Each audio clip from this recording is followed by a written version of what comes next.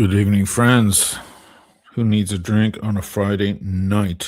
Tonight's a serious one, I guess. Instead of just doing the usual old ramblings, we're going to talk about this issue this week, the shooting in Minneapolis of Renee Good. And so that we have someone who knows what they're talking about, I've asked John to come in once again. Hey, John, good to Hey, have you, man. good evening. Well, I would say we got to do this more often, but I feel like in 2026 we've been doing this too often. I know, isn't it funny, man? It's just, and unfortunately, as we said the other day, every time you're on the channel, it's because of some tragedy. I know. It's terrible. Thank you, Philip Manning, for the PayPal. The Timeless Watch Channel at gmail.com is the PayPal. The Timeless Watch Channel at gmail.com. Thank you, sir. I asked you to talk about this for numerous reasons. For one, it's nice to have the conversation instead of just an echo chamber. But for me, one of the big issues when it comes to this kind of thing is that there's so much false narrative going around, false information, people just guesstimating on how the law works, on how firearms work, on how police and law enforcement works, and so on. And it's hmm just so it must be like, for a guy like you, it must be even more frustrating just to see all of this mix of info Yeah. going around. And it's just nice. It's always nice to have an expert in the room. That's what I'm going to call you. I know you wouldn't call yourself an expert, but I think with all your years of experience in law enforcement, working for the US government and so on, and your knowledge of firearms and your knowledge of conflicts with people and so on, I think Yeah. you are as good in that position as any other person I know, if not way better. So that's what I wanted. I think my objective tonight is not to be political. I Yeah. think my audience can probably guess where I come out on this particular subject. That's not Yeah. really important at all. What's important is that we get facts straight and we talk about really what happened there and why it's wrong, if it's wrong at all, Yeah. etc., etc. Welcome to everybody. See who's in the room real quick. We got Renrug Handel. She has every right to protest. If you look at the direction her tires are pointed, she was clearly trying to avoid him. If she was trying to hit him, it would have looked drastically different. Yeah, we'll get into all those details. Oh, And I yeah. want you guys to voice your opinions. I'm aware that most of you guys you kind of tend to swing to the right side of things. And this lesbian poet with her wife probably pisses you off just from the get-go, and your tendency might be to just side with the ICE agent because you just don't like this kind of person in the first place from the get-go, and therefore you search for whatever reasons you can to say, you know what, she shouldn't have been fucking there in the first place, or whatever your feelings are on this. Just to get things off to a start, I want to play a couple of clips. I know a lot of you guys don't look at TikTok or Instagram or anything like that, and probably because most of you guys are not of that age. I know, John, you don't have any of that stuff yourself. You're not really interested. But just to hear what the different voices are, I'm going to take a TikToker here who clearly swings to the right side of things or on the side of the law enforcement officer. Let me know if you can't hear this.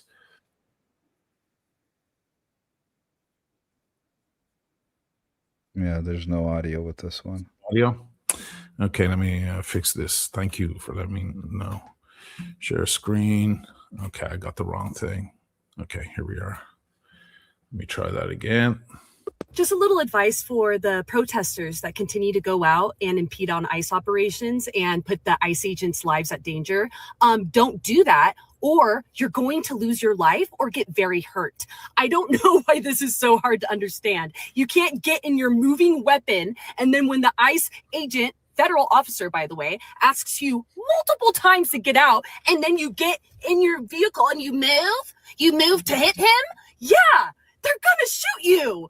I don't know how much more people can dumb it down. You cannot attack federal officers. I mean, do we have to spell it for you? Do we have to sing it? You can't attack them. This is so funny to me. We had all of the Democrats last night doing their vigil for January 6th. And guess what? They were very concerned and very heartbroken about all the federal officers, what they had to go through that day, everyone there at the Capitol. But you don't give a fuck about ICE. Like, I'm so done with you all. You all need to touch grass. Your revolution isn't working. Just a little. Okay. So that's coming in from, Wow. yeah, just to give you a taste. She's gotta be fun at parties. That's just a taste of it, man. That's just a taste. It's like, See, this is why I don't.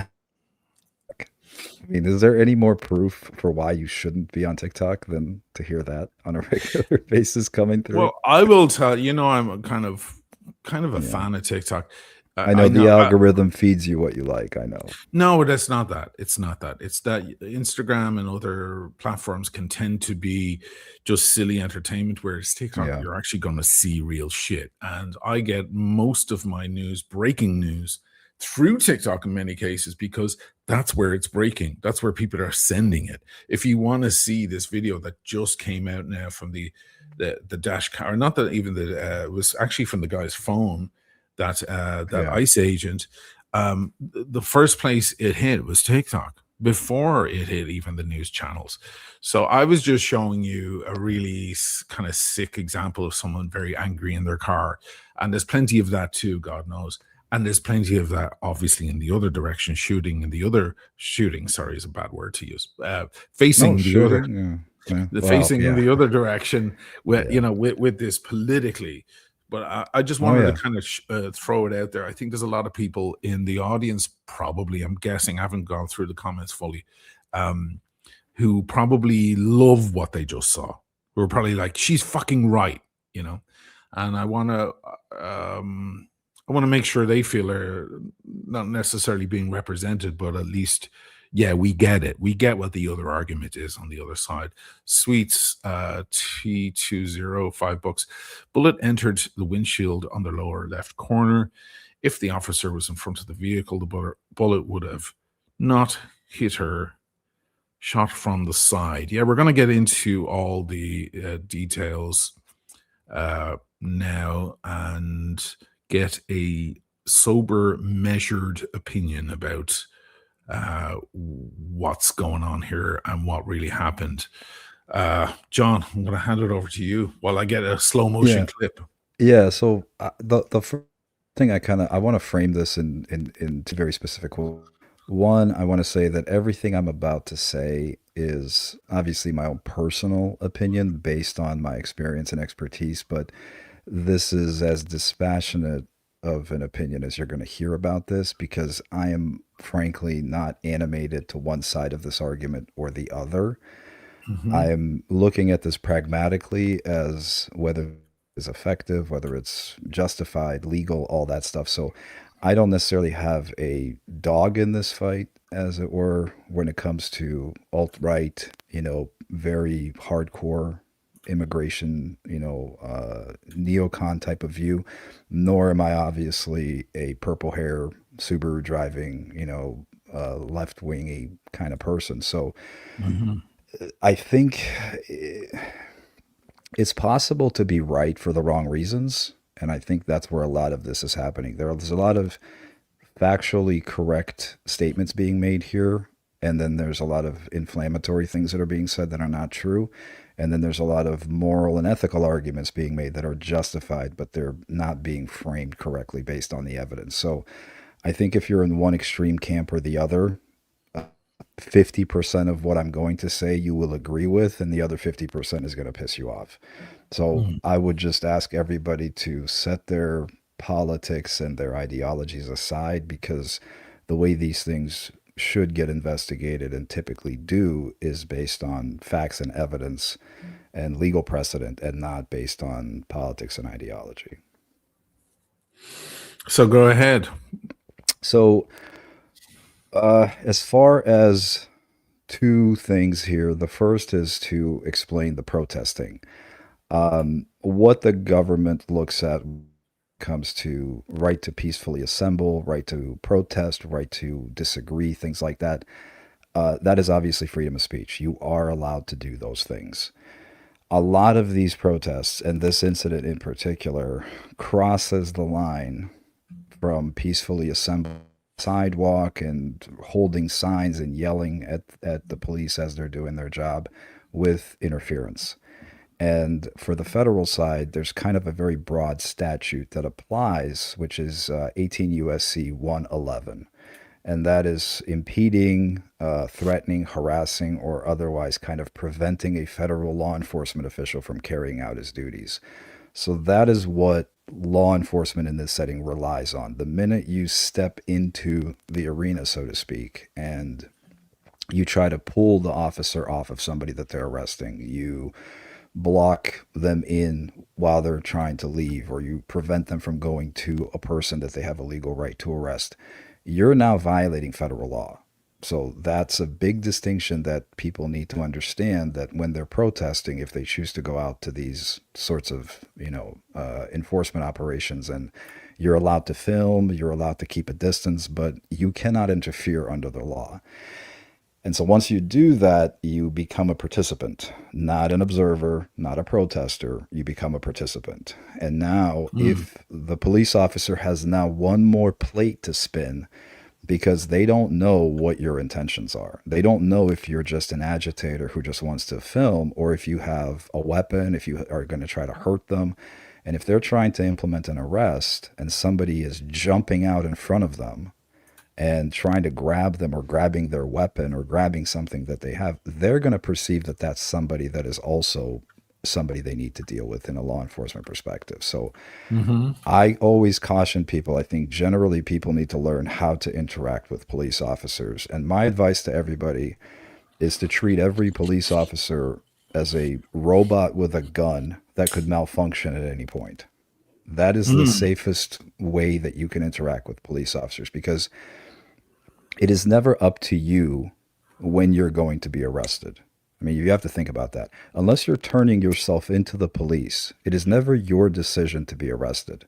Right. So even if you feel that you're being arrested for an unjust reason, the safe way to do that is to allow yourself to be arrested, go to the police station, and or in the police station, call your lawyer, and then sue the hell out of everybody if it was an unjustified arrest. But to try to convince a law enforcement agent who's already amped up that you shouldn't be arrested, and the way you're choosing to do that is to physically resist, that is a recipe for disaster. That being said, law enforcement are obviously held to a different standard. And when you are a law enforcement agent, whether you're a Border Patrol agent, an FBI agent, an ICE officer, you have to have a thick skin. And people are going to yell at you and call you names and scream and all this stuff. And you kind of just have to take it. It does take a toll on you, obviously, psychologically. And these guys are probably wired pretty tight right now. Yeah. But that is part of the job. That is why you have a gun and a badge, and you're allowed to deprive people of their freedom. So you should not be physically punished for being rude to a police officer, but that doesn't mean that being rude to a police officer is a good idea. And it's kind of like drunk driving or speeding. You shouldn't die because you're drinking and driving. It doesn't mean you deserve to die, but you are increasing your risk for physical injury or death if you choose to drive recklessly or, drink and drive. Yeah. So both of those things need to be in people's minds, and turning the temperature these things is definitely helpful. That's just kind of a basic overview of these interactions. And if you want to get into the specifics of this incident, I guess we can break this down frame by frame. We can. First thing I'm going to do is actually run a poll, just to see where people are. I know there's a lot of nuance going on here, guys, but I need to make the poll kind of dumb and simple. Unfortunately, I'd love to put all the nuance in there, but I'm not going to be able to do that. I'm just going to actually have to say, are you on the side of the officer or are you on the side of Renee? I'll say her name because I think that's important. So the question, I'm going to add an option. So whose side are you on? I know that's probably not nuanced enough, and I know a lot of you guys are going to go, You're well, it leading the witness a depends. little bit. Yeah, exactly. That's okay though. I think people are smart enough to discern. So ICE officer or Renee Good. Or I should really, by saying Renee Good, I mean by the people who support her. She's not alive to tell us, where she is. Why won't this poll? Does yes and no? How can I remove that? This is awful. Sorry. Okay, let me just. I don't run polls often, so I'm not very familiar with this. Let me just do this. I'll say, do you support what the ICE officer did? And then yes and no. Boom. There you go. There we go. Nice and clinical. Yeah. As it should be, Oisin. So, yeah, so I guess if you want, I can give people a little bit of background here as also because I think this is really important because a lot of people use words like murder. yes. And that's not accurate legally or otherwise. A murder is a very specific criminal act. It requires premeditation. Right.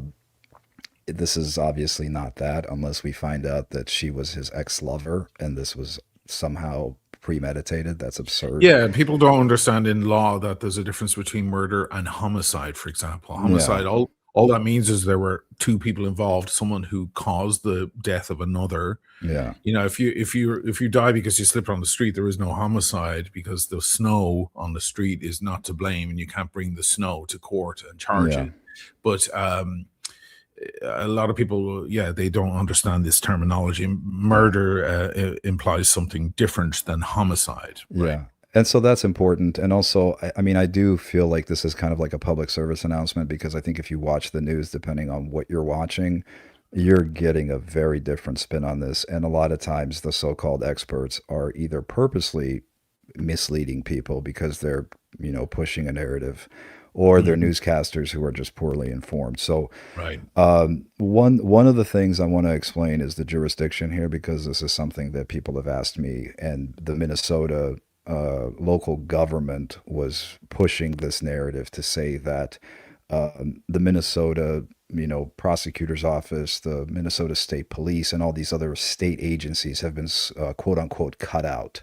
The mayor that's on the screen right now is obviously posturing for his supporters.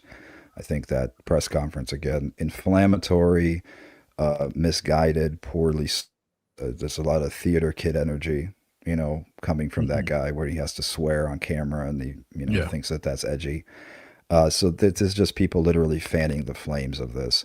The state has absolutely no authority in this investigation because this is a federal agent involved in a shooting, and the federal government, the Department of Justice particularly, and the FBI will investigate these because one of two things happened. Either this was a violation of Ms. Good's Fourth Amendment, so it's a civil rights violation, right? So that's how they would prosecute him. If he's found to be at fault and outside the scope of his duties, he would be charged federally. Or if he was assaulted, she would have been prosecuted federally under 18111. And for those people that are trying to figure out how this works, when George Floyd was killed by Derek Chauvin was a Minnesota state official because he worked for the city of Minneapolis. So he was subject to the state laws. He was not prosecuted federally. He was charged in a state. That's right. Jurisdiction is important here. The other thing is what guides federal law enforcement use of force policy. And this is kind of the meat of the story. The majority of this is guided by a Supreme Court case from 1989 of That's right. Graham v. Connor. So basically, this is what we in law enforcement call the Graham factors. And so, in order to use force, these are the three factors that case decided, which any law enforcement officer has to analyze and to make sure that these things are in fact in place. So it has to be the severity of the crime has to be considered, the potential for the alleged criminal to continue doing something else that could be reckless or harm other people or hurt other police officers, etc., and their level of resistance or compliance. And so those Graham factors are what determine whether or not something is justified. And the way that the courts look at this is not hindsight being 2020, but whether or not in the moment a reasonable police officer or a reasonable law enforcement official would have acted the same way given the totality of the circumstances that are presented. And so given this situation, there's a couple things that I can note right away that to me would be a problem in this defense. The first is the actual situation. This is a protester. Now, yes, they are interfering. They're, perpendicularly sitting on the road. They're blocking traffic. They're clearly there to impede the officer, legal authority to do their job. One of the elements is in law enforcement interactions, what you have to do is de-escalate. You cannot escalate the situation and create more kind of anger and chaos when it's not warranted. So when you walk up to a vehicle, whether you're doing a vehicle stop or you want to get the person to comply, the rule is ask, tell, make. So you ask them, you're polite, you're professional, your voice is nice and calm. If they're not compliant at that point, you tell them, you give them the order, say, listen, this is what it is. And if then they're non-compliant, then you escalate to actual force. So in this situation, what should have happened is they should have walked up to the car and said, ma'am, we understand you're upset. We understand you want to protest. That's fine. However, you're blocking traffic. You're impeding our authority. I'm going to ask you to move your vehicle out of the way. You can protest on the sidewalk. You can do whatever you want, but you can't block the road. Now, at that point, she has an opportunity to make a decision. If she's not compliant at that point, one more time, ma'am, I'm telling you, if you do not move your vehicle, I will have to take you out of the vehicle. You will be arrested and you are likely to be prosecuted. And I don't want to do that. We're out here doing a job. You may not like the job we're doing, but this is not a debate. Now, at that point, if it's still a non-compliant person, but again, while you're doing that, you're taking in the situation. Is she armed? Does she appear to have something on her? Does she have a weapon in the vehicle? Are there other people in the vehicle? Is there a child in the vehicle? I believe this vehicle had a dog in it in the back seat. A dog, yeah. So is she a legitimate threat to your life? And is she behaving in a way that would cause a reasonable police officer to believe that he is in danger at that moment? Or is she an agitator? Yeah. If she's an agitator, yes, it's frustrating. Yes, it's obnoxious. But you can't react emotionally to that as a law enforcement officer. So that's the first thing.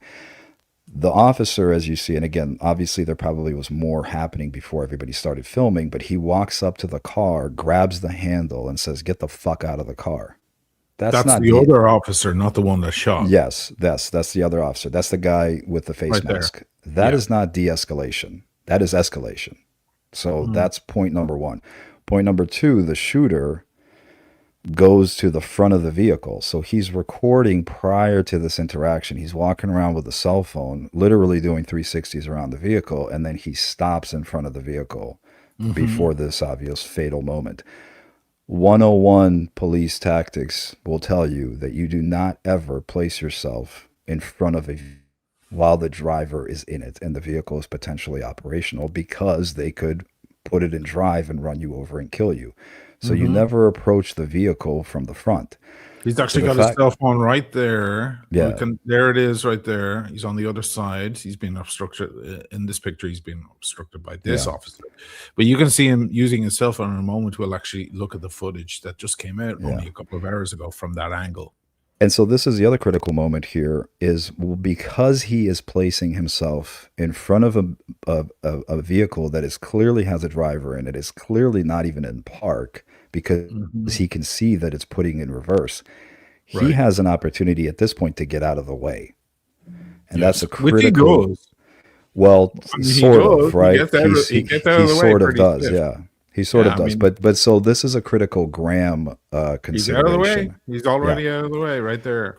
We're And going so this frame by right, frame. yeah, and this is a critical Graham consideration because what the courts have said in the past is while an officer is able to defend himself with lethal force if he believes that he is in a situation that could cause him serious bodily injury or death, the Mhm. officer himself cannot create the situation.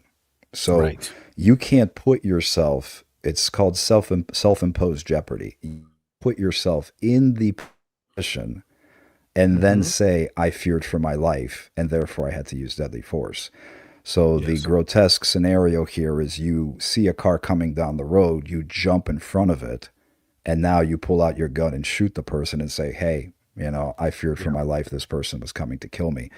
So those two kind of, and I know this may be somewhat technical, but those are very important when these cases are considered, Mhm. and that's something that courts look at.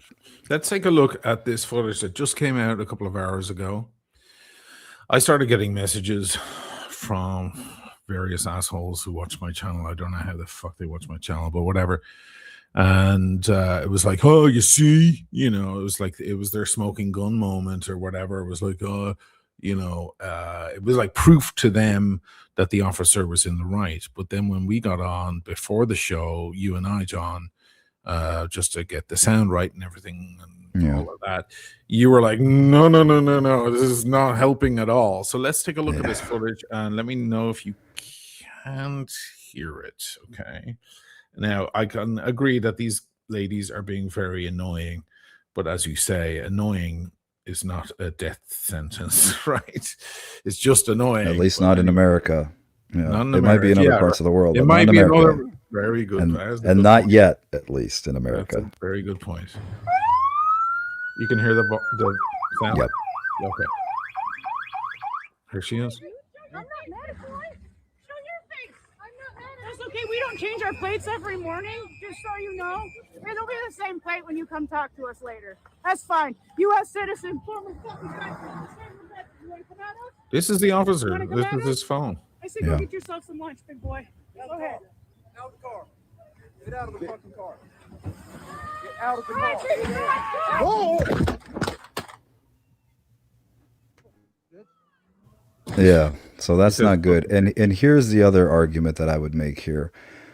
The minute again, if this woman's family gets an attorney, or if I was in the prosecutor position and I wanted to go after this officer, I would say that the moment she puts it in reverse and Yeah. starts to leave, Yeah. she has now technically become compliant because what they wanted her to do was to get out of the way. Get out of the way. So the minute the ICE officer walks up to her and says, She could have just hit accelerate right there and just taken the guy down if that's what yeah, but Yeah. here's the thing. So the minute what I see here, again, this is obviously my analysis in the moment. What I see here is at the point where she hears, get the fuck out of the car, I think something registered in her head, the driver. Yeah, she was like, And I'm going to get she's arrested. I don't want to she's be like, arrested. oh shit, this is getting real. Yeah, I'm I've got my about to kid- get put in handcuffs here. Yeah, I just dropped my kid at school. I don't want to have to spend the evening. Yeah, at let the me police just get the fuck out of the way. This like, is yeah. not working out the way I thought it was going to work out. And so again, the compliance factor here is what matters, because unless they can make the argument that they think that she was going to commit a felony after she fled, they don't have a reasonable justification to even continue dealing with her. Because is she impeding? Yes, technically, sure. But once she becomes compliant, because again, what is the point of all the verbal commands and all the authority posturing? It's to get the person to comply. Once she starts to put it in reverse and is getting the fuck out of the way, at that point, that ICE officer could have stepped aside, let her leave, and that boom, mission accomplished. She unblocked the road. Yeah, that's kind of exactly what happens. He does step aside. She tries to speed off. She turns her wheels. We can get the other angle up in a moment, but everybody's seen it. She does turn her wheels hard to the right. If she wanted to take Yeah. the guy down, she would leave them straight. She turns them hard to the right because she wants to speed off through that gap between this Yep. car and the officer from whose phone we're actually watching right now. And he continues to shoot through. Now, if I can throw in a couple of cents, not that I'm any fucking expert No, with this, please. but the moment to me, let me see if I can get my link back up again.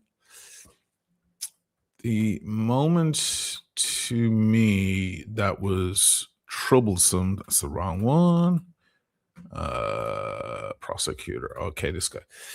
The moment to me is that let me just play it here. I have the sound off. This is Tyler Cohn's channel or whatever. And this is a former police officer actually talking. But anyway, the moment to me that was super damning was that as Yep. she's actually technically leaving the scene, The additional he shot. fires through the open window.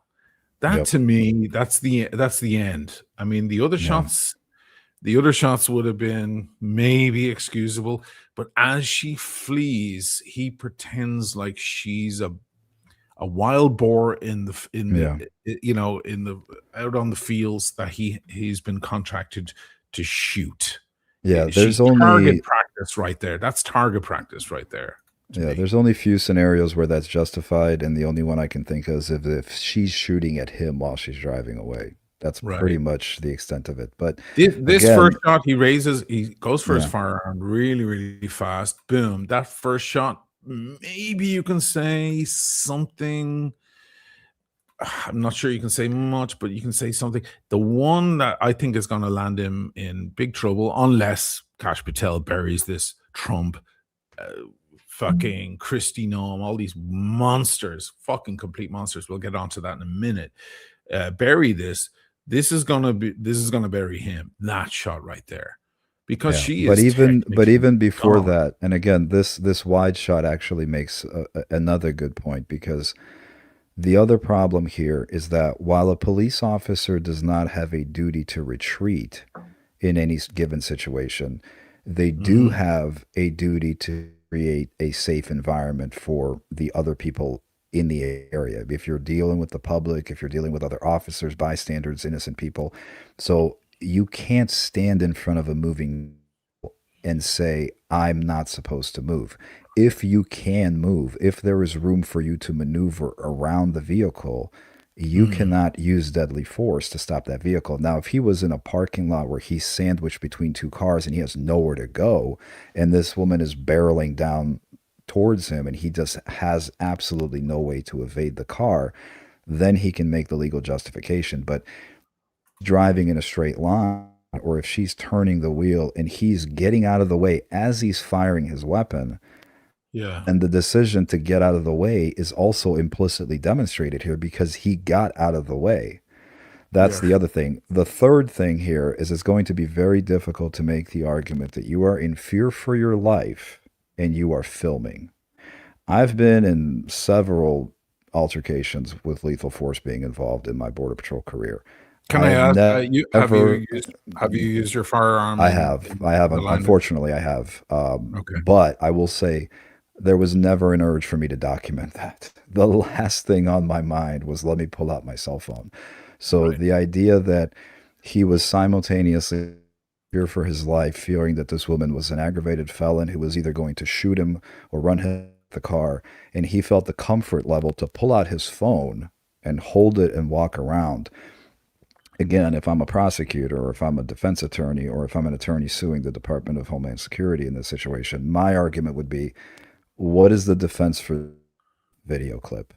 What is the defense for him walking around clearly seeing two women who appear to be unarmed, who are saying, I'm going to kill you, fuck you, I'm going to kill you.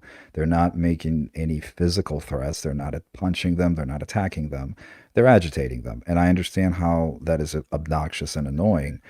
But again, this is what separates us from countries like Iran, where they're currently shooting protesters just for Right. protesting, and Yes. the United States, where being rude to a cop while unwise is not a death sentence, and it should not be a death sentence. So you have to do everything in your power that is reasonable to avoid these sort of confrontations as a law enforcement officer, to not escalate them, to try to de-escalate them as much as possible. And Yes. again, any reasonable officer is going to look at this and see, does this woman look like she's trying to kill you? Does she appear to be a threat? Or With does she appear all our to little be, teddy bears in our yeah, yeah. or is she clearly an agitator who's going to post this on TikTok and, try to gain, some sort of notoriety, and she's trying to basically virtue signal to all her friends? And the last thing you even want to do is become overly aggressive, because you're playing into that hand anyway. But to shoot her in this situation, again, I could be completely wrong. There could be more evidence that comes out that disproves what I'm saying. But based on what we see here and what we know as of today about this situation, to me, this does not seem like a justifiable shooting. Now, let me ask you this. As a man who's worked for law enforcement in the United States in various different capacities, I can't divulge to the audience exactly which ones, but you guys can make educated guesses if you feel the need to, or if so inclined.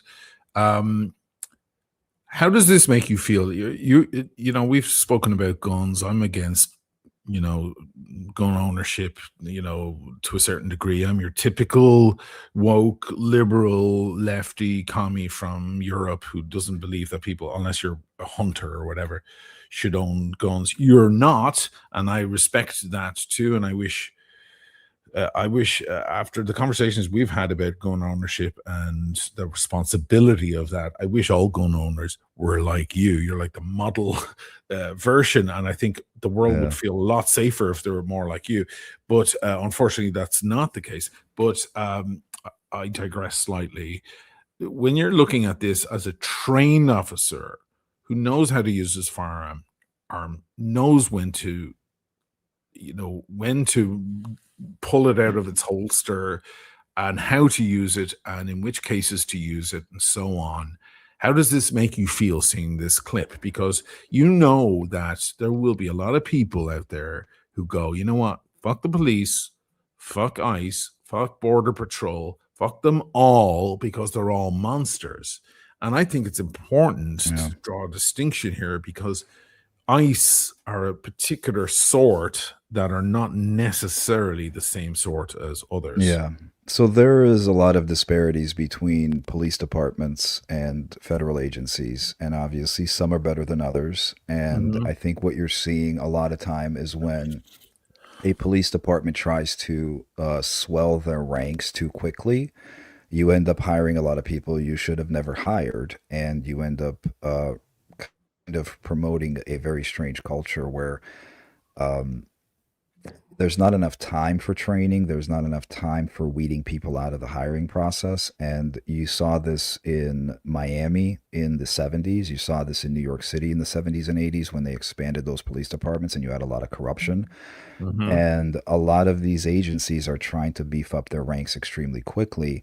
And what they're finding out is that the more volume of applicants and agents you need, the lower the standards have to become because it takes a long time to hire.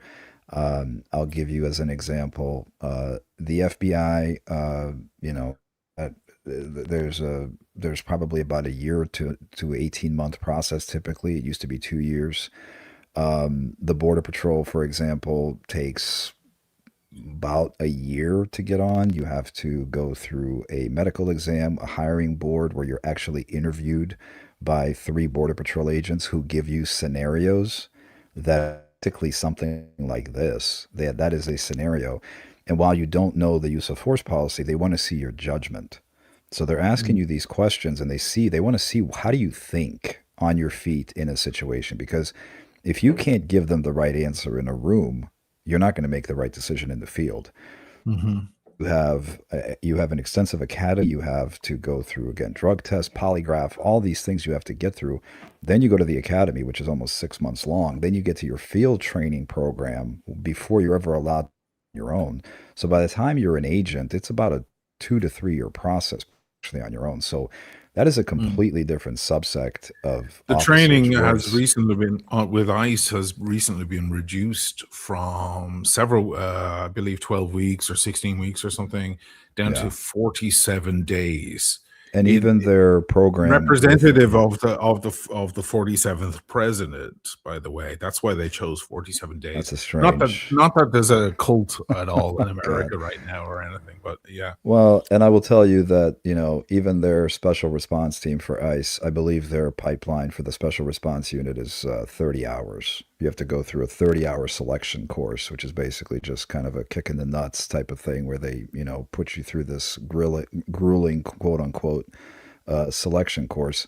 The selection course for BORTAC is 2.5 weeks. So that gives you the disparity between, and again, something like the comparison between Border Patrol and ICE. Any former Border Patrol agent can go to ICE without any training. They can just lateral right over. They don't have to do anything. They just show up and they get a badge and a gun because they've been a Border Patrol agent, and that is enough. So it doesn't work the other way. You can't go. Do you from know ICE. anything about this guy? Because he's been identified. I don't know what I can ask you. I don't know him. I define don't him. know. The only thing I know about him is what's been out on the news. Apparently, he was. Again, this is all allegations at this point. Because I don't Jonathan think- Ross is his name. Yeah, I don't think anybody's actually named him officially, but they figured out that this was him. But from if this is correct, what they're saying is that he actually was a prior Border Patrol agent and then went to ICE, and he had been in a similar incident in the past where he was dragged by a vehicle while trying to make an arrest of, I believe, an aggravated felon with warrants for child endangerment, something like that. This is probably something that would play into any reasonable defense because he was fairly seriously injured in that altercation. But yeah, the posture matters a lot. I think there's a lot of people that get into law enforcement that should not be there. The dispassionate approach is the best way, and getting emotionally invested in this stuff tends to ramp up your sympathetic nervous system in these situations. So generally speaking, the way this makes me feel, I think that this is an all-around tragedy. I think it's a tragedy that should have never happened. Obviously, for the woman that lost her life, that's a self-explanatory tragedy. But to some extent, it's also a tragedy for this guy. And however much of it is self-imposed, people can make that their own determination. Because I think a lot of people will say, "I don't feel bad for her because she put herself in that situation." And on the flip side, the people that support her will say, "Well, I don't feel bad for him because he's the one that did this thing and he's the one that killed her, so he should, suffer for all eternity." But I will tell you that I don't think he woke. Again, I don't know him, but I don't think he woke up that day and said, I really hope I get to kill somebody today." I would be very surprised if that was running in the back of his mind as a software, as an operating procedure. But what this demonstrates more than anything is that the more emotionally invested you get, the more you take these things personal as a law enforcement agent, the more amped up you get, and the more likely you are to overreact. Simultaneously, this goes back to what I first said. I think a lot of people here are learning the wrong lesson, and I think a lot of people are overlearning a lesson, which is that if you disagree with the immigration policy, if you hate Trump, if you hate ICE, if you hate what's going on, there is a way to make that political opinion known. There's a way to impact this where it actually makes sense. And there's strategies around this that you can actually be much more effective and a lot safer than doing this sort of thing, because this was an inevitability. And I think you and I talked about this way before this happened, where I more or less predicted that this was in the cards, because throwing a bunch of angry people into the street and then throwing a bunch of heavily armed law enforcement agents into the same street and just waiting to see what's going to happen. I'm surprised that it actually took this long for somebody to actually be shot. And I remember saying this is going to blow up when a ICE officer or a Border Patrol agent shoots an American citizen. This is going to explode into a national tragedy. So I'm glad I don't want to say I'm glad I was right, because I'm actually glad. I would not be. I was hoping to be wrong, but I did anticipate this as an inevitability. The one thing that we have to face, and I wish we didn't have to face it, and that is the political aspect of this.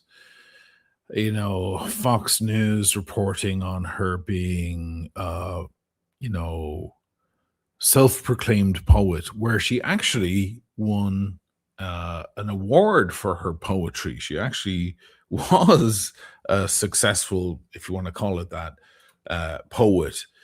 Them also leaning into the fact that she was bisexual. You know, she is now in a, you know, lesbian relationship, and that was the other partner who was there. They're leaning into that stuff in order to make, you know, the old white men, you know, grind their teeth and, you know, stamp their feet and go, bitch deserved it, you know, on all of that stuff. Then of course our favorite person in the world, Christy Noam, goes straight on TV. I mean, while her body isn't even cold yet, and goes straight on TV in a fucking ridiculous hat. I have to say, like fucking 10 times too large for Listen, her. I will say, as a man who has two of those are Mhm. fantastic hats. If you're in Texas, I will say that. It's a good hat. I don't know Yeah, what the it's a great difference is. hat. But you know, this is part of the other When you're strange. talking about the dead, aren't you supposed to take your hat off? Oh, Like if you yeah. walk into a funeral, don't you She's take your outside, fucking though. hat off? Okay.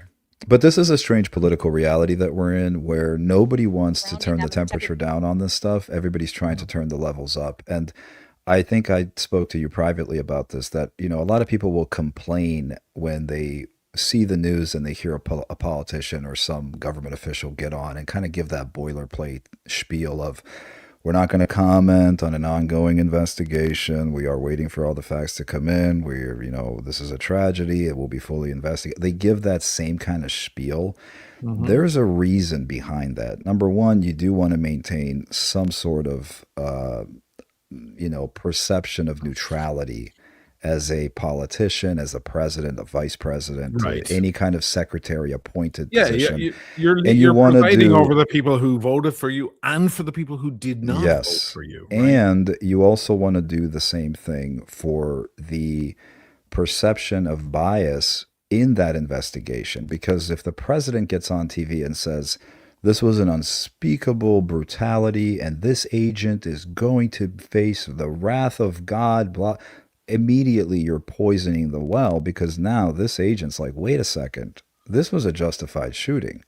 Right. And conversely, it goes the other way, where the, you know, Democratic politicians are doing the exact same thing. You got the mayor getting on television again before the body is even cold, and Right. he's immediately preaching to his choir, telling them how, you know, we need to fight back, and this is, we want ICE out of our city. And the governor gets on and says, I'm Yeah, going to I believe mobilize. that press conference was a mistake. I You mean, I know, agree with yeah. him, but I think it was a mistake. But there's an emotional response here that It's an should not be emotional- happening from people in authority. You and I can have emotional responses to this, and Right. your audience is more than entitled to do so. Yeah. But we are not in consequential positions of authority. And while you have a huge audience that listens to you, you're not in a authority to make decisions that actually will impact people's lives in any Right. kind of, you know, executive power.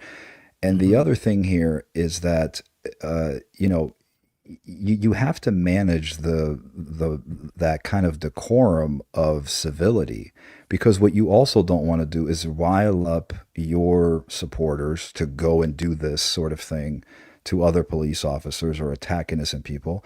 But you also don't want to antagonize your detractors. You don't want to create this kind of combustible environment where while you're supporting somebody and you're preaching that, you're antagonizing the people who don't support them. So that's Right. why it's important in that political arena to take the neutral stance until all the facts come out and then make your statement. Do you mind if we listen to James O'Brien real quick Oh, here? Please. He's an interesting commentator over here on our side of the pond. Let me know if you can't hear it. I think he makes some strong points. Christy Noam can't tell the truth. A woman attacked them and those surrounding them and attempted to run them over and ram them. So this woman has watched a fellow American woman be killed in cold blood, in broad daylight, on the streets of America. And her job is to come on live television and lie. An officer of ours acted quickly and defensively shot to protect himself and the people around him. Donald Trump has already joined in, saying he's watched the video and he's concluded that the officer was acting in self-defense. It is intellectually impossible to do that. There is no earthly way that a car moving at a snail's pace in the vicinity of a man holding a gun, Kristi Noem can't tell the truth. A woman attacked them, and those All surrounding. right, so that's the clip. My issue is this, that I feel like an administration with integrity would say, listen, ICE are doing a good job. ICE are doing what you want us to do.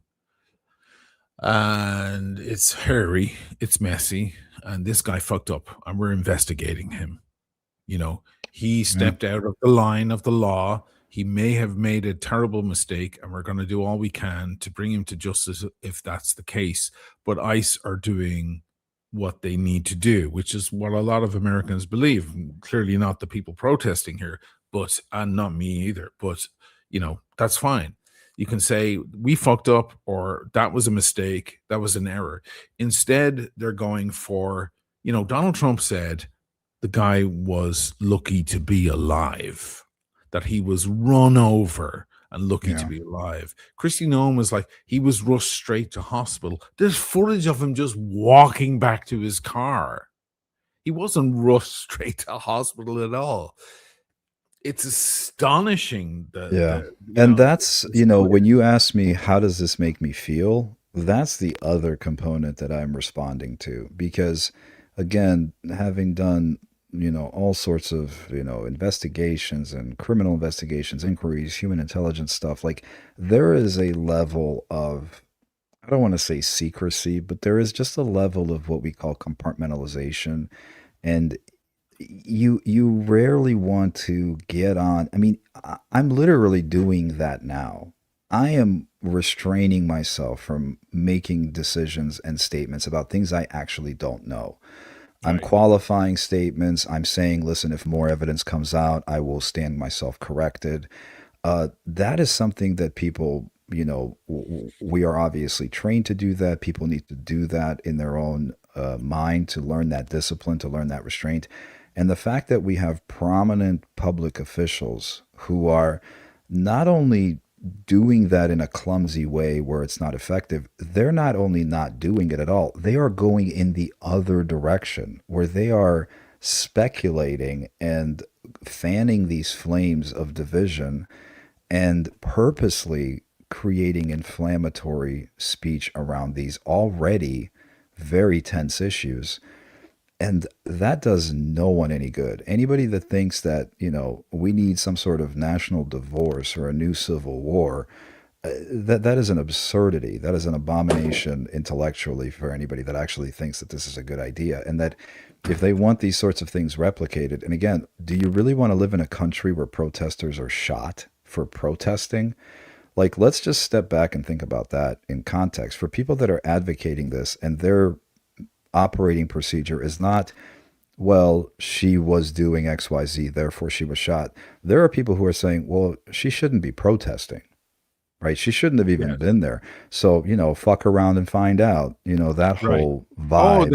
They're coming in hard on you know, on right-wing Twitter, you know, and I always ask those people, what happens when a Democratic president comes into power and starts doing things you don't like and you don't agree with and you go and protest? Do you think that now you're put in those crosshairs, that that's okay? So I don't think anybody really wants to live in a society, and listening to the opposition. And again, I've dealt with similar situations where people are very agitated and they're trying to get a rise out of you.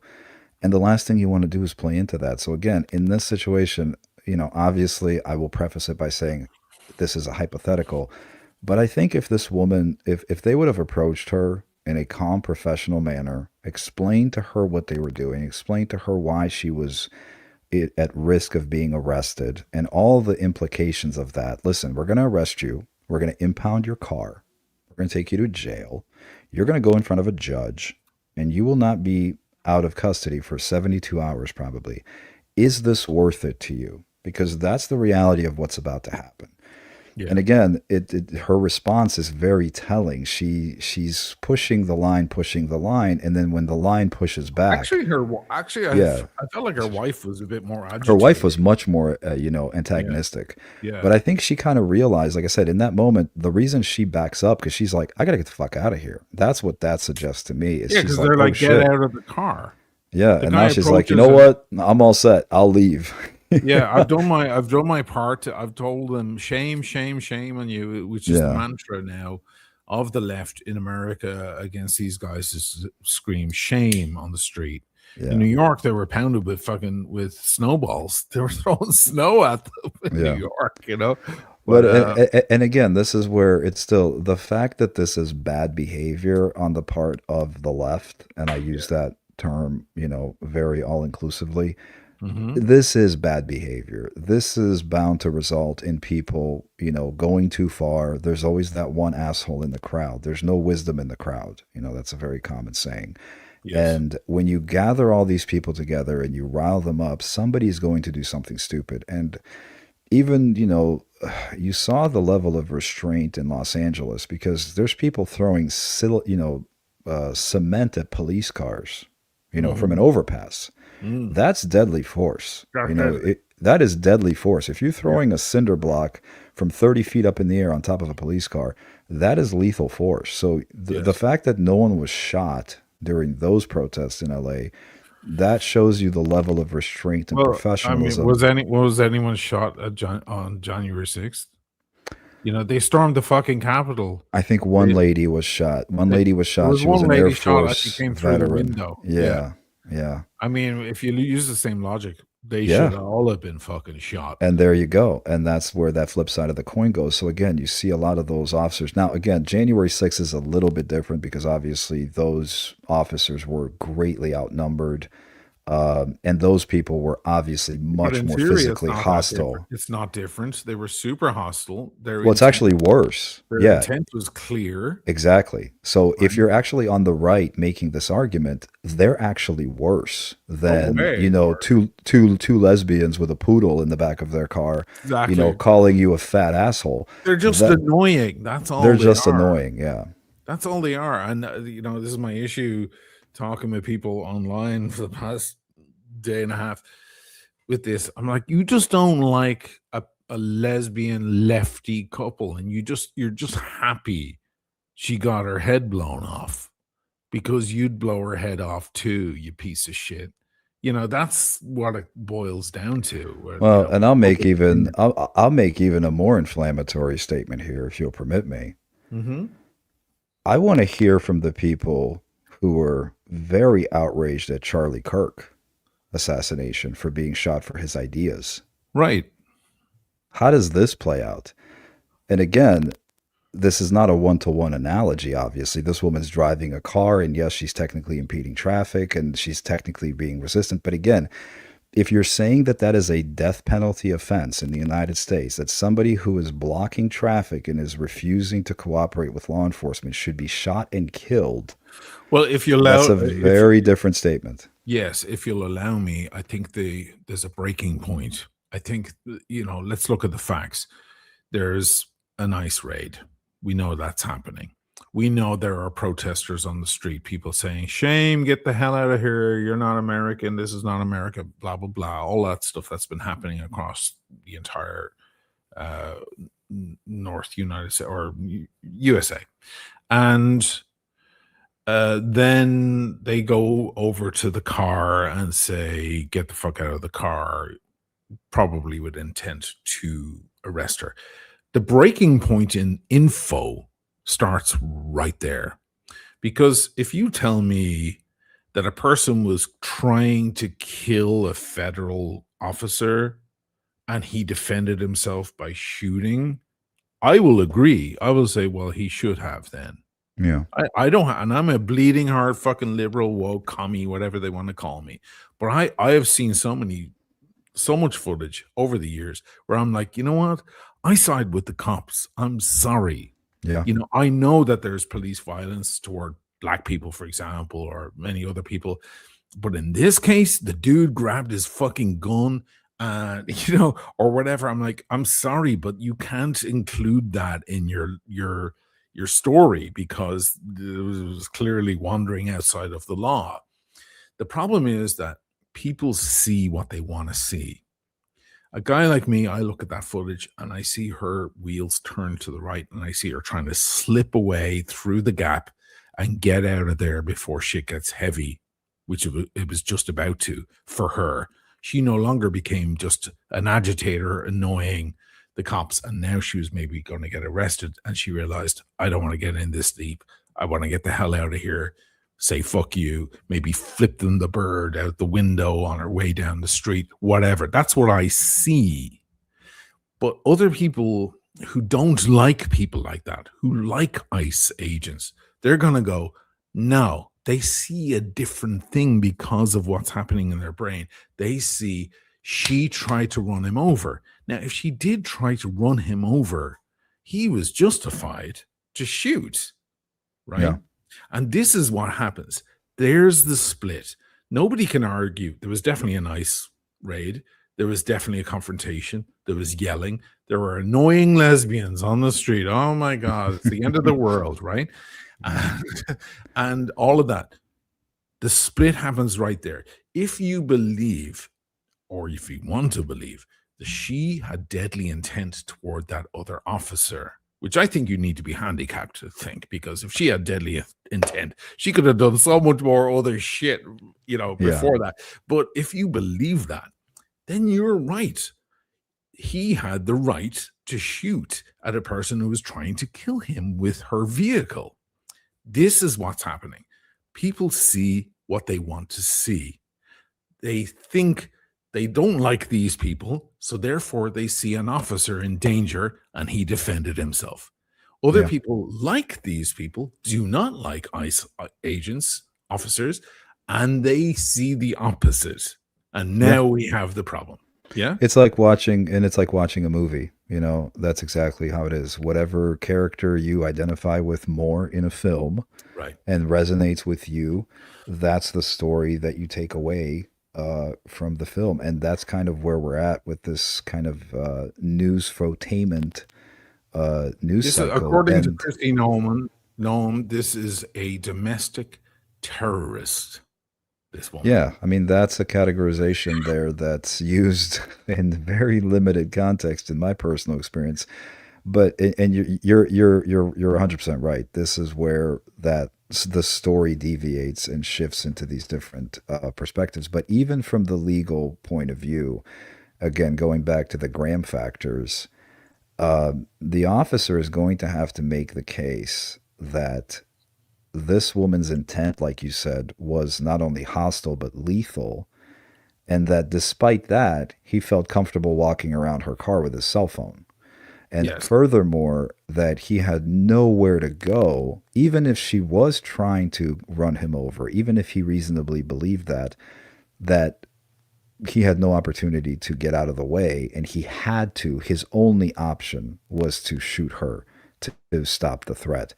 I think, again, from a legal justification, that's going to be a very high bar. But the way that they look at this from a legal perspective is, what would a reasonable officer have done in this situation? That's that reasonableness metric that they apply to this. And again, based on all the training, and they will probably, if there is a trial, I don't know that there is. I would be very surprised if there's an appetite in the current climate to prosecute him. But they would look at the use of force policy. They would analyze, hey, how are you taught to approach a vehicle? Are you taught to approach from the front with your cell phone out? Or are you taught to approach from the rear, where you can actually see what's in the back of the vehicle? John, would you join ICE tomorrow if they offer you the 50,000 signing bonus and the 100 grand, wherever they've all sorts of enticing offers? Would you join ICE? Do you respect ICE? Are you a part of? Would you be down to doing that work? Do I respect? It's kind of multiple loaded questions. I would not work for ICE. No, I would not work for ICE for several reasons. I don't think that there's a lot to that question. I would not personally. Yeah, I know what you're doing here. I'm walking. You're leading the witness, and I will walk into your trap voluntarily.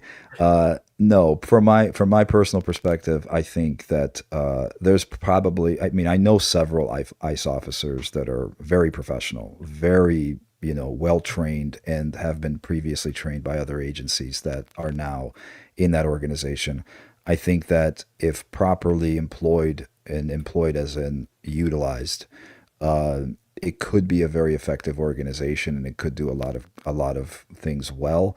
I think Mhm. that right now there's a lot of growing pains, and this is similar to what you see when a military unit has their first experience in combat, and they may or may not be very well trained.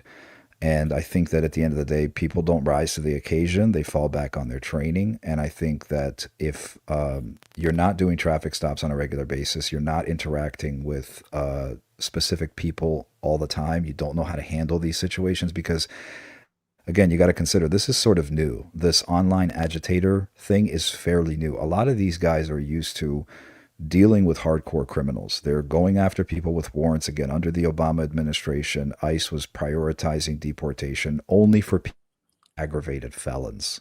So he encountered people who were here illegally under the Obama administration. They didn't bother deporting them unless they had a very serious, very heavy criminal record.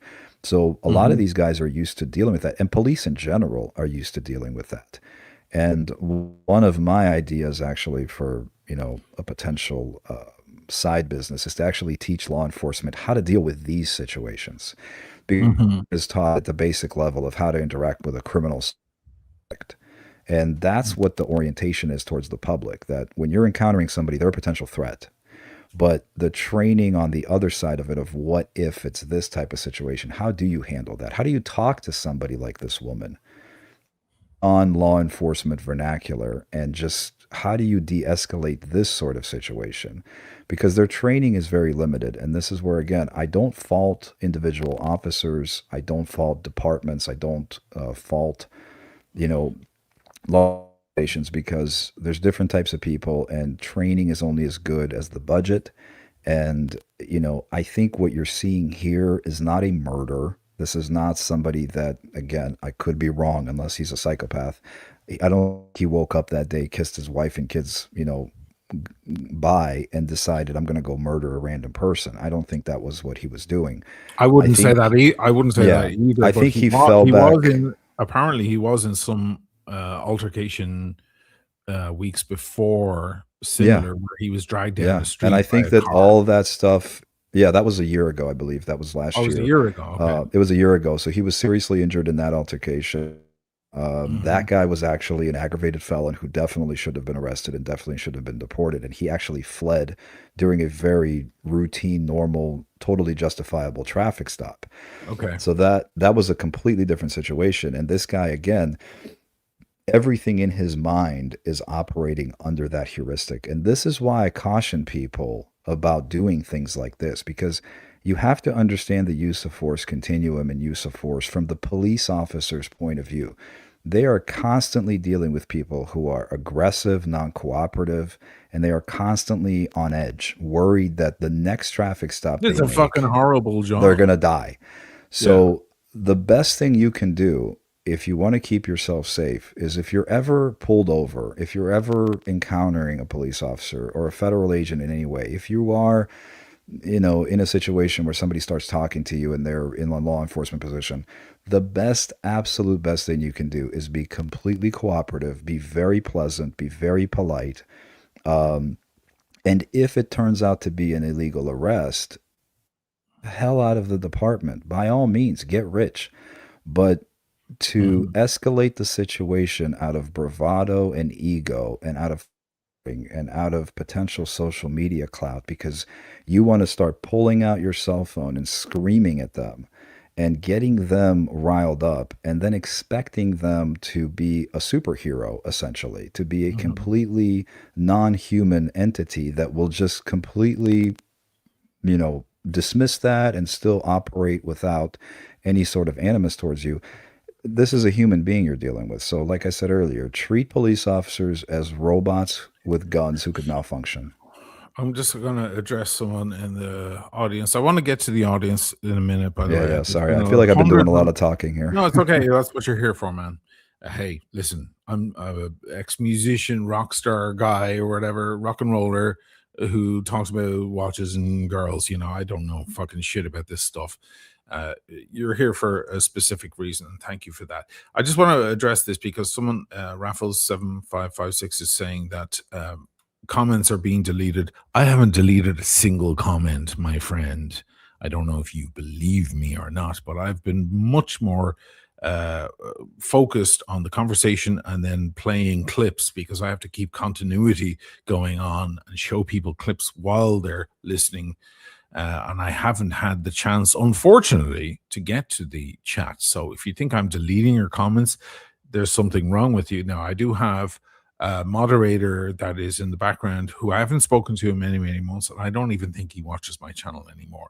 If by the off chance he is still in the background, and he's a very nice gentleman, and he's deleting your comments, there's only one way that he's going to do that, and that is if your comments are just obscene and offensive and off the point. If you have a comment that is contradictory to perhaps my opinion, it won't be deleted, or John's opinion, it won't be deleted. But if you say something derogatory or sexual or something disgusting that is way off the mark and irrelevant to the conversation, you might get your comment deleted. So if that was the case, that was what happened. But other than that, that is not the case. You're suffering from a classic case of paranoia. With that, let me get to our poll, if we can. I did put a poll up, didn't I? You did. I wonder if people did. can't change their answers after, can they? They're locked in once they. I think they're locked in. I don't know. Do you think? Do you think you? Yeah, good. That's what I'm wondering. I don't know how many people I swayed or pissed off. Oh man. Yeah, I can end the poll now. It's in the chat. Let me see how it came out. Do you support the ICE officer? What the ICE officer did? No is 71% versus 29%. Wow, yes, I'm surprised because a lot of my I've heard a lot of I know a lot of my guys are they swing over there. Their favorite people are not a lesbian couple living together. I will remind people, by the way, a lot of people don't know this, but the lady in question, Renee Good, now deceased, is she had a husband who died. People think she divorced her husband. He passed away, and he was a veteran. He was actually a veteran of the U.S. military. So really, really bad luck for Christy Noam. Yeah, I don't think domestic terrorism applies here as a label. I don't think so. I think it's just a yelling, annoying person, which is that's an American right. That's a right in most modern democracies. Is your right to be annoying and yell at someone on the streets. That's actually something you should be fucking proud of, that you have the right to yell. But this works too, and this is where this is important, because just as you and I can have a conversation about this, you and I could disagree. You and I, me and your audience can disagree, and as long as it's done with respect and empathy and actually trying to get to the truth rather than trying to win the argument, I think people will come around. And I've done this in real life. I've met in the art world, in the burlesque world, and in all these very far artsy spaces, far left artsy spaces, a lot of people that are, they almost speak in slogans. They don't necessarily have a refined opinion as to why they feel the way they do. They just kind of repeat the bumper stickers. And then when you sit them down, talk to them one-on-one, the way that I'm talking right now, they kind of see, okay, yeah, I get it. I know we can't just have an open border. Yes, people that are criminals should be arrested. And okay, I get, they come around, but you have to be willing to kind of offer that peace offering right away. And again, if you're in position of authority, and if you're in the law enforcement arena or if you're in government, that is part of your responsibility. It is not your responsibility to inflame and incite and agitate and make the. It should be to unify people and to, find commonalities and to try to kind of, get the point across and make a point without making an enemy. Let me share over some more stuff that's going around the internet. Why not? Just for a little bit of a observation. Let me know if you can't hear the audio. This is the person who, within minutes of the shooting, went on TV and called it domestic terrorism.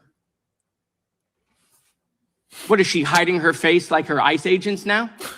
Because she can't show her face either. By the way, is this what the $800 billion went to? Every day we see her after there's some new tragedy in Homeland, she's wearing a different outfit with a different hat. I mean, come on, guys, she looks ridiculous. She's not just an embarrassment to the country. She's an embarrassment to you and the president. Okay, she deserves to be removed from her job by the president, and if not, impeached. Okay. Still, even that, like, I'm so sorry. Yeah, but again, like, do you need to do the stand-up routine as you say that? Do you need the extra little jabs in there? Like that. Like, again, this apparently is where you do. Apparently I know. you do. It. What really worries me, what frustrates me with situations, I think we've lost a lot of civility. Across both sides. Both sides have lost civility and, the norms of having these rational conversations and not screaming at each other. And I think I've said this before. I don't know if I wrote this or said this. But I'm sorry. But like, when you go on there with a fucking cowboy hat on, the body isn't fucking cold yet, and you make these sweeping statements.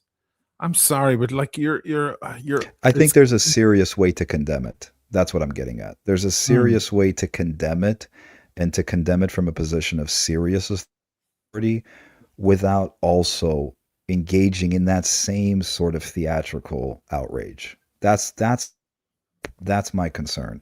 Somebody has to be the adult in the room, and the people that dislike the administration and what they're doing, if they revert to fighting them with fire and doing the same exact thing that they're doing and inflaming tempers, it's only going to get worse. This is way too mature.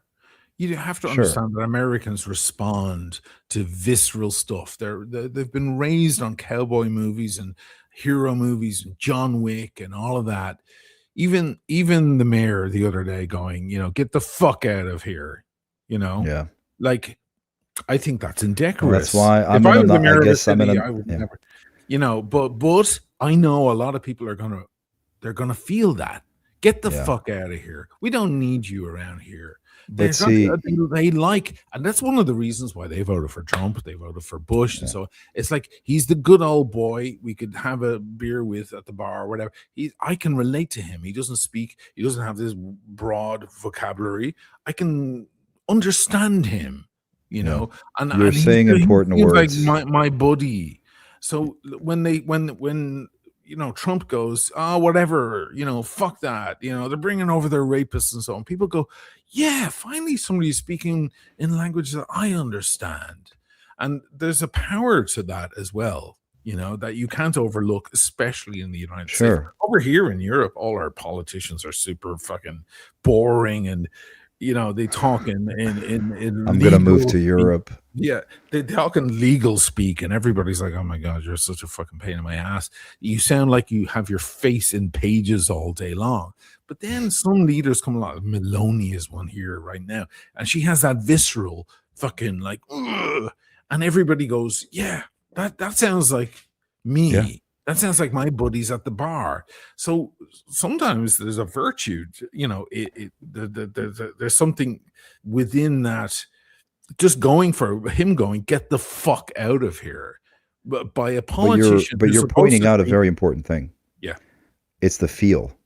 You've said that word several times. Feel. Yeah, but we're now talking about emotions. And again, this is where I would argue that emotions cloud judgment. Absolutely, always. And that's the problem that we Isn't this the have. reason why we're doing this show 2 days Exactly. later instead of Yeah. on the same night? We could have gone live the other night while it was all fresh. We Yeah. wouldn't have had that extra angle Yep. from the camera, from his actual cell phone. What kind of fucking agent of the US government pulls out their camera and starts walking around a car filming like they're some sort of agitator? Doesn't he have a responsibility as a federal agent not to Yeah. do that? No. Well, I think, tactical perspective, your primary responsibility is to protect yourself and the public. Right. And you can't really do that when your priority is now documenting. That again, even that is bizarre behavior. He had to drop his phone to draw his gun, practically. Well, Like he his had the phone cell was a- phone. Yeah, he had the cell phone in the other hand, and he unholstered. Yeah, I mean that's just a very clumsy maneuver. So no, you're absolutely right. But this is what I'm getting at. I think this is the root of the issue here: is the appeal to emotion is the problem, and whether you agree with the emotion or you are revolted by the emotion that you're still reacting emotionally, and that clouds judgment, that clouds reason, and that causes those things to escalate and spiral, and it just causes more and more division, more and more animus, and eventually more and more violence, because human beings are only capable of communication through two ways: conversation and violence. That's it. There's no other modalities there. So that's what I'm against. I'm the guy saying the temperature down. Don't antagonize your opposition. Don't try to fire up your base. It's going to end poorly for everyone. Guys, there's literally hundreds of comments, but I do want to get to some of them, so I'm going to have to just pick them at random. Okay, so this is going to be just a blind shot in the dark here. Let me just slide back the conversation because you guys have been commenting now for well over an hour and 20. So let's go back to early in the chat and grab some stuff and let's see what we think. Jim Bacotes says, we do know that Zionist IDF train American law enforcement, right? Yeah, that is the case in many cases. Yeah, the IDF and law enforcement in the States do have a certain relationship. Mm-hmm. I don't think John is going to refute that. Ray was saying the rules of engagements. I think we went over that. Well, rules of engagement is a military term. That is not a law enforcement term. In law enforcement, it is the use of force continuum. Rules of engagement is for war. So again, a very important technical distinction, but a distinction nonetheless. Jess Rush says it was murder. Yeah, So I think we covered that. Yeah, we did. Let me just skip down. I'm so sorry, guys, if you had... Hey, listen, if you want your comment to be read out in public, you can super chat it, by the way. I'm not fucking working here for nothing. That's right. It highlights it. If nothing else, we can see it. If you want to be heard, there's a way to be heard. That's the beautiful thing about capitalism. You can just go, yeah, I'm gonna pay to get my head out over the crowd. So let me just randomly go down here. Let me see.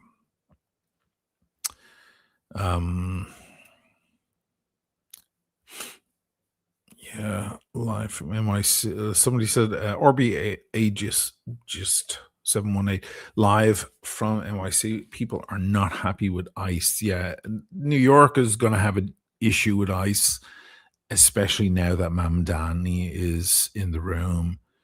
I don't think ICE agents are going to want to walk down Fifth Avenue grabbing people. I think that could escalate. This is the other thing as well, John. How do you feel about tensions rising? How long are we? 48 hours away from some ICE agent getting his head blown off on the streets? Is it going to escalate from here?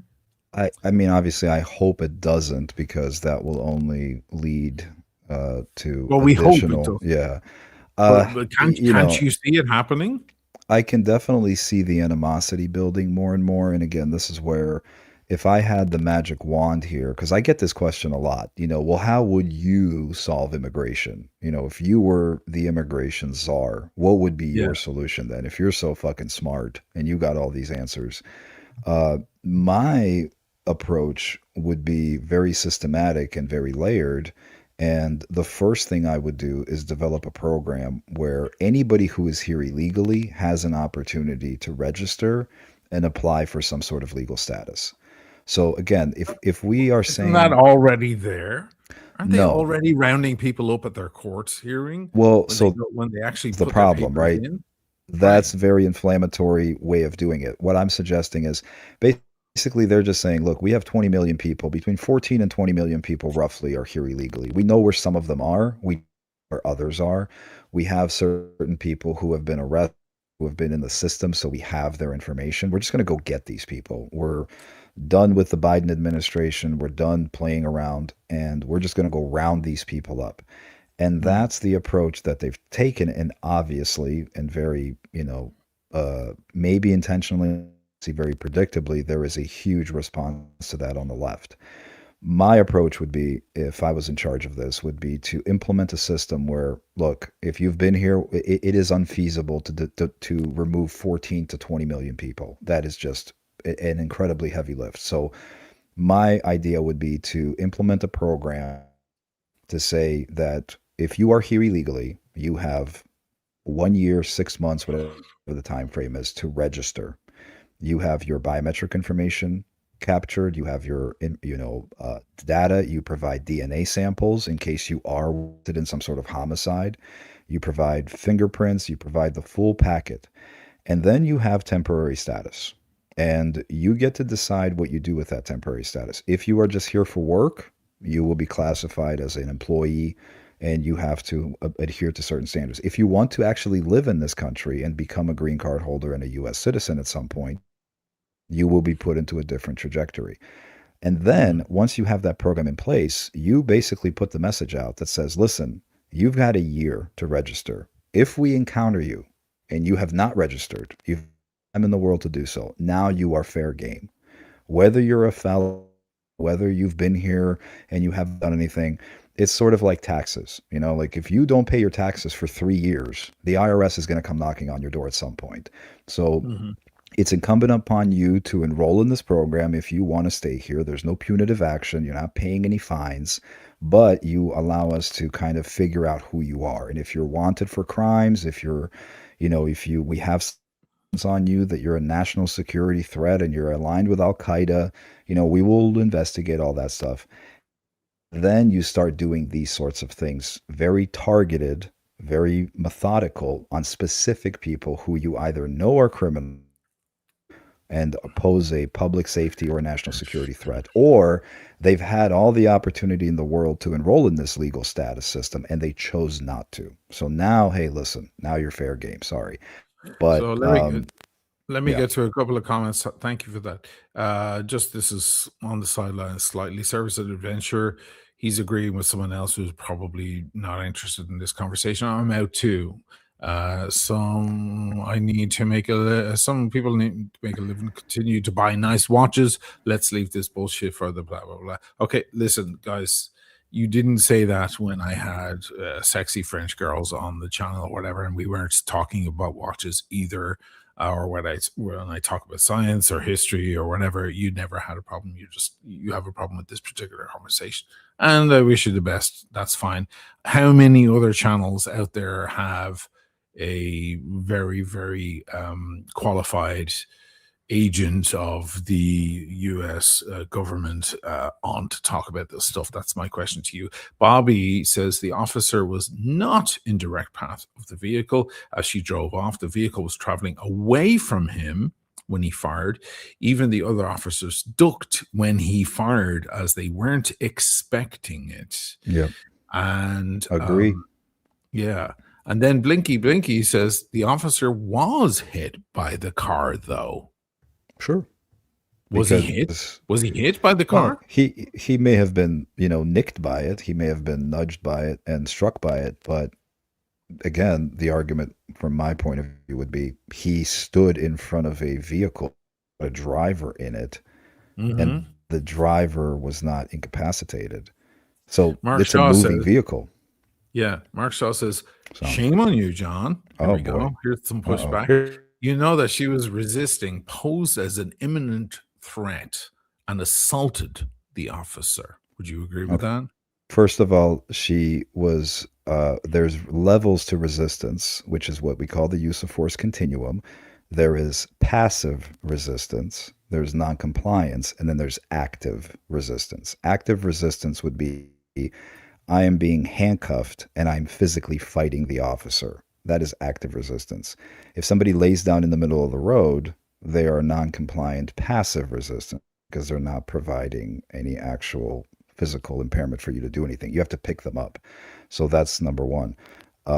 As far as the imminent threat to the officer, yes, you could make that argument, but the Graham factors would apply where they would make the point that he put himself in that dangerous position and therefore created the dangerous situation. He cannot use that excuse. So Alan says, I love all this mental gymnastics about whether or not she was a real threat compared to the January 6th rioters who are apparently patriots. Well, yeah, it all depends on, we made that point.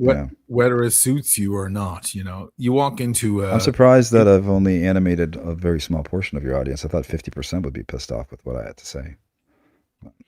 Well, let's get through the comments. Maybe. I don't know. Maybe let's get through the comments. Yeah. Have you been reading them? I don't know. I have focused on the conversation. I have not. Yeah. Microbiologist, this could never happen in a civilized country. You don't think the United States is civilized? Yeah. Shadow Band.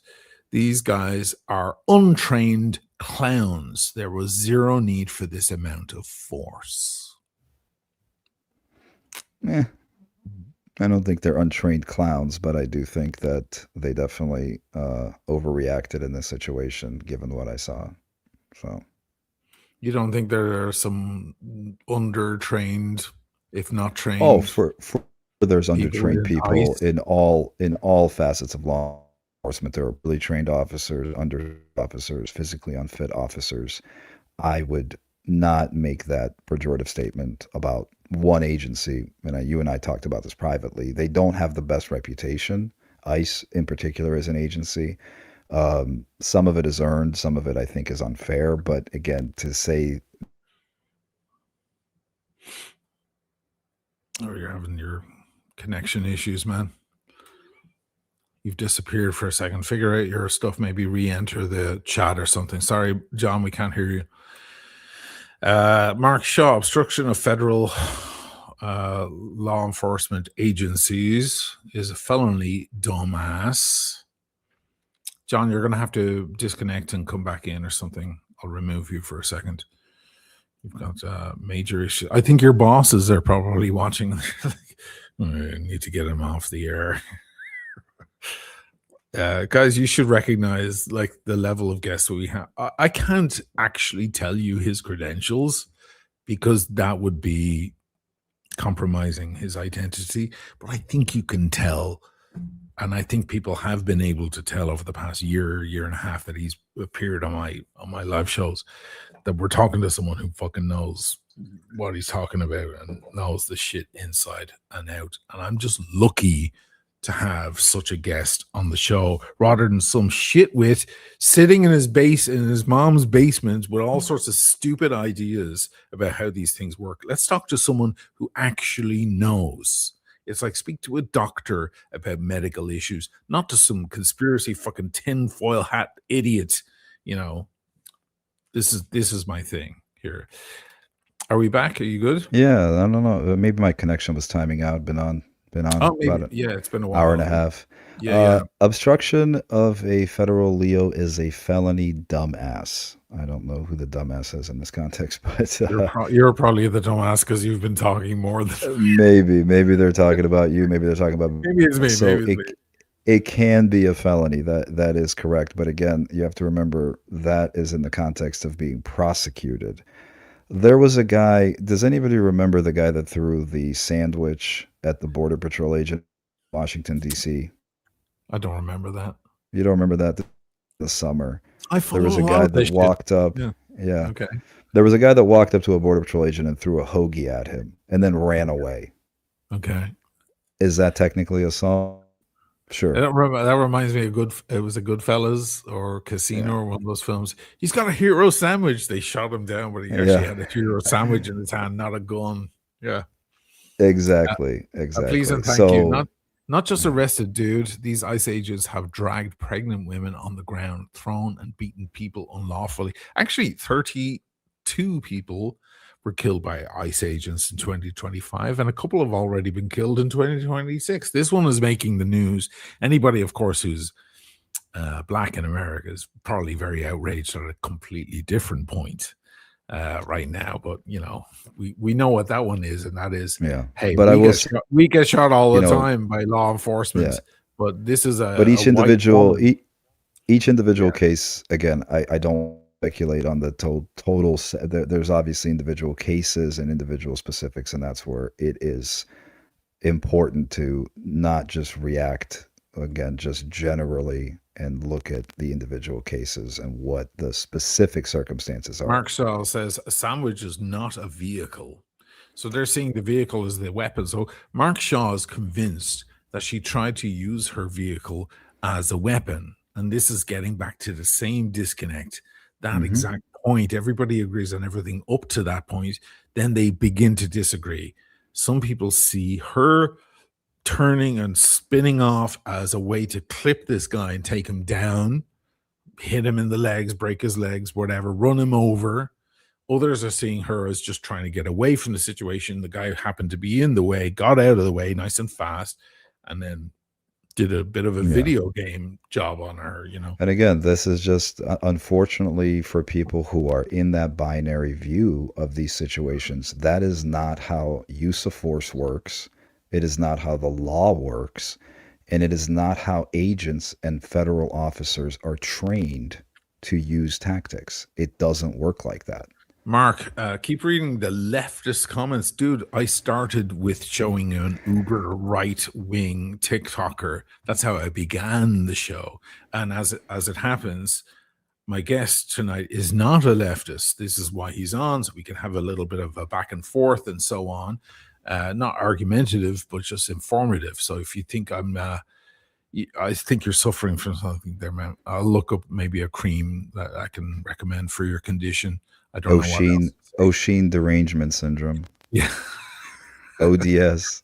But let me make an extra effort just for the guy and his disposition. See if I can find. I've already pulled up many comments where they're saying John doesn't know what he's talking about. You're an idiot. She used it as a weapon. So how you can say something like that? I don't know what else to say. But I hope you're having a good night all the same. Let's start at the very bottom. The brand new stuff. Blackest Crow. Interesting. I haven't seen you around. Spicy tortillas could be dangerous. Anything could be dangerous, right? You can turn anything into a weapon. Well, and that was the absurd argument that they tried to make with the guy that threw the hoagie. The Border Patrol agent chased him down and tackled him and handcuffed him, and he was taken into custody. But he was not charged with, assaulting a federal agent. So again, somebody looking at that from that perspective should have said, oh, why didn't they prosecute him? Why didn't they beat the shit out of him? Why didn't they do this or that? Because they're animated by the participants, not by the actual thing that took place in front of their eyes. Jim Patterson is a regular commenter on the channel. I thought he was cleared. Yes, this is another thing as well. He's already been, at least by the administration, he's been cleared. Before any evidence, before any discovery, these things take weeks, no matter what you think by, seeing a video. I'm not sure if he's talking about the sandwich guy. Okay. Because I would be shocked if this investigation is completed, which is, again, another reason why prominent people should not be commenting on one way or the other. Right. Yeah. Because that seems partisan then, or, you're turning it political, burying this. And this is getting back to my question from earlier. It's like, why can't they just say, listen, this guy messed up. We're investigating him. the merit of what ICE are doing is good if that's what they believe. But this guy, there's always a rotten apple in there, or some guy who fucks up and makes a mistake. We'll deal with him. We'll bring him to justice. Now let us get back to work. Instead, Yeah. they're going, oh, he didn't do anything wrong. He's, Yeah. she was in the way, blah, blah, blah. But I would even No. take it a step in the boring direction more, because I would even make the argument that even what you're saying is too much putting the thumb on the scale. I would say that if I was standing up there, I would say that this is an obvious tragedy. This woman lost her life needlessly. This is a serious incident. We take all use of force incidents by our agents very seriously. We will do a thorough, diligent investigation. And if our agent, an officer or officer, is found to be outside of the law, outside of the scope of his authority, he will be held accountable to the fullest extent of the law. That's what you want to hear from a prominent person in that position, because it preserves the integrity of the investigation. It preserves your professionalism and seriousness as a public figure, and it preserves the validity of what you're doing as a non-partisan, politically motivated kind of threat to the opposition. That, as you said, these are officers enforcing the law based on what we saw. This is a very dynamic situation. We're not going to comment on the circumstances just yet. Our investigators do their job. The officer has been placed on administrative leave, a full investigation. If he is found to be in violation of the law, he will be held accountable, and we will be providing details as they are known and thoroughly investigated. That's what you want to hear.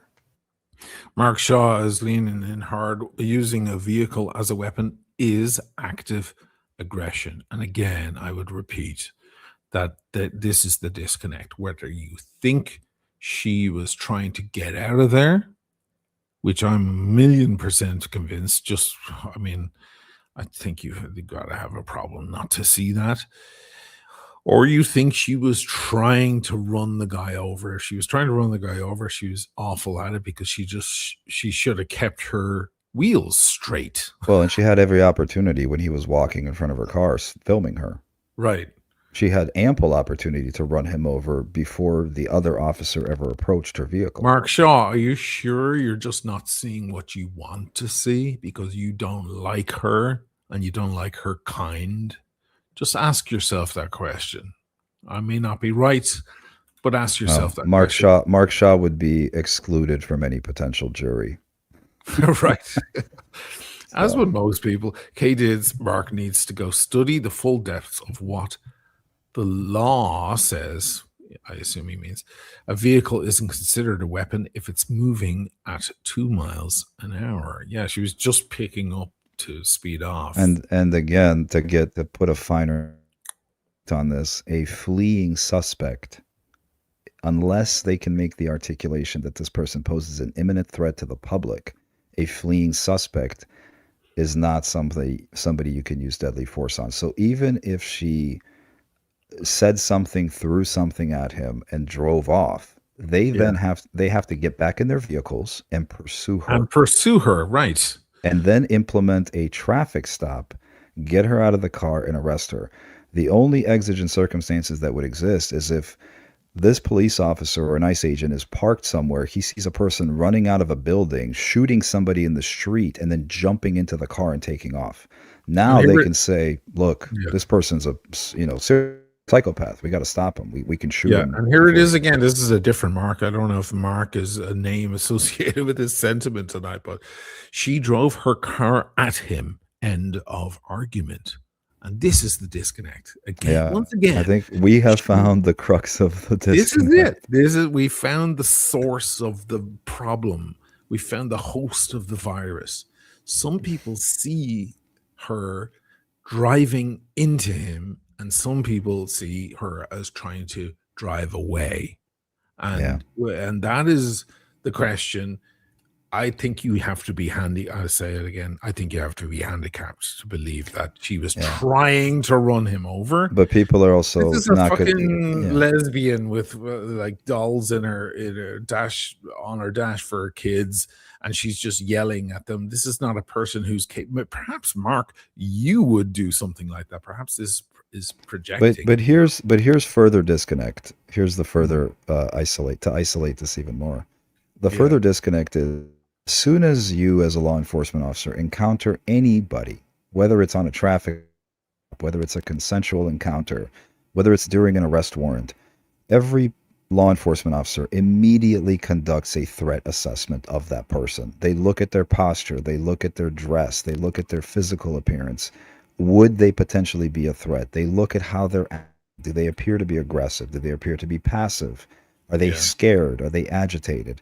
And you make those split-second decisions in your mind to designate this person is a threat or not a threat. And once you make that decision, you think. So again, if he believed that this woman posed an imminent danger or an imminent threat to him, one, he's not pulling out his cell phone. Two, he is not walking around in a very passive manner around the vehicle while filming it. He is on edge, because I've approached vehicles where I've run the plate and the plate comes back stolen. I am at 10. My M4 is out of my car and I'm giving that person verbal commands while my partner clears the passenger side. And if I see those hands reaching back into the car, I'm going from safe to semi. And this is obviously not that interaction. It's broad daylight. He can see into the vehicle. He knows what this is, or at least he should. This is a protester. This is an agitator. This is one of those people who's just going to try to get under their skin. They're going to interfere. And there are ways to deal with this. Based on what I'm seeing, and again, this isn't just me. I've run this by several people, one of which is an actual use of force instructor, who literally teaches this to federal law enforcement agents.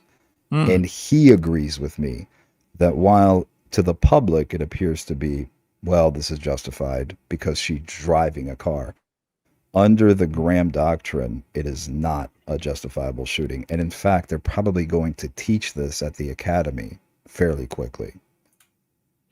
Wow. Guys, you heard it here. Sean, great to see you. $20.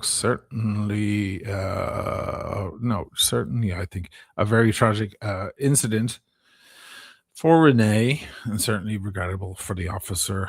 If I'm not mistaken, the shots were fired while she was driving away and post being a threat to the officer. Either way, unfortunate situation. Thank you, Sean. Great to see you in the room, man. Good to see you, Sean. Hope it's warmer out there in LA than it is here in Venice. It's pretty fucking cold, I gotta say. 19 Explorer 05, she wouldn't have backed up first if she was planning to ram him. I agree. She was obviously attempting to flee. I think it's as fucking plain as day, and if you can't see it, as like you're clearly... Here's another detail. For bias, like you gotta have bias. Here's another detail. She was in park. Because when the video starts, her brake lights are not on. Right. That means the vehicle is in park. Right. Which tells you that her intentions is to literally just sit there. Look how wild it gets. This guy's in Vermont, I guess. She tried to kill him. Like, this is how hardcore they go. Watch the newly released body cam footage. We showed it earlier in the show. But I don't know if we saw. Oh yeah, body cam I footage, because we can see his cell phone. It wasn't his cell phone footage. It was body cam. Correct. Yeah, we saw the body cam footage. We saw it. I think that was the first clip you played. Yeah. This is. I mean, it was 2 or 3 hours ago that came out. It's astonishing to me that some believe that this is like proof. And I'm like, actually, if it's proof of anything, it's proof of the same thing we thought. He's there filming. This is the shooter's phone we're looking from right here. Well, that would be, I think it's actually his body cam. This would be his body cam footage, I believe. Okay. It's from, so you can see I think you'll see his phone here in the shot. Yeah, so he falls back or kind of moves back. as Yeah. it looks like the camera was dislodged. So he was hit by a car. I'm not taking that away from the incident. He was definitely struck by the vehicle.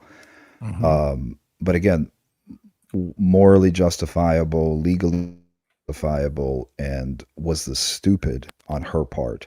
Those are all very different conversations, and again, that's where people need to make the distinction that something can be legally unjustifiable while emotionally feels right and appears to be the right thing to do, but legally it would not be the right thing to do under the law. And that's why law enforcement officers training, because they are not supposed to rely on their subjectivity and their own instincts in what to do in these situations. That's why they're taught the law, so they don't react emotionally.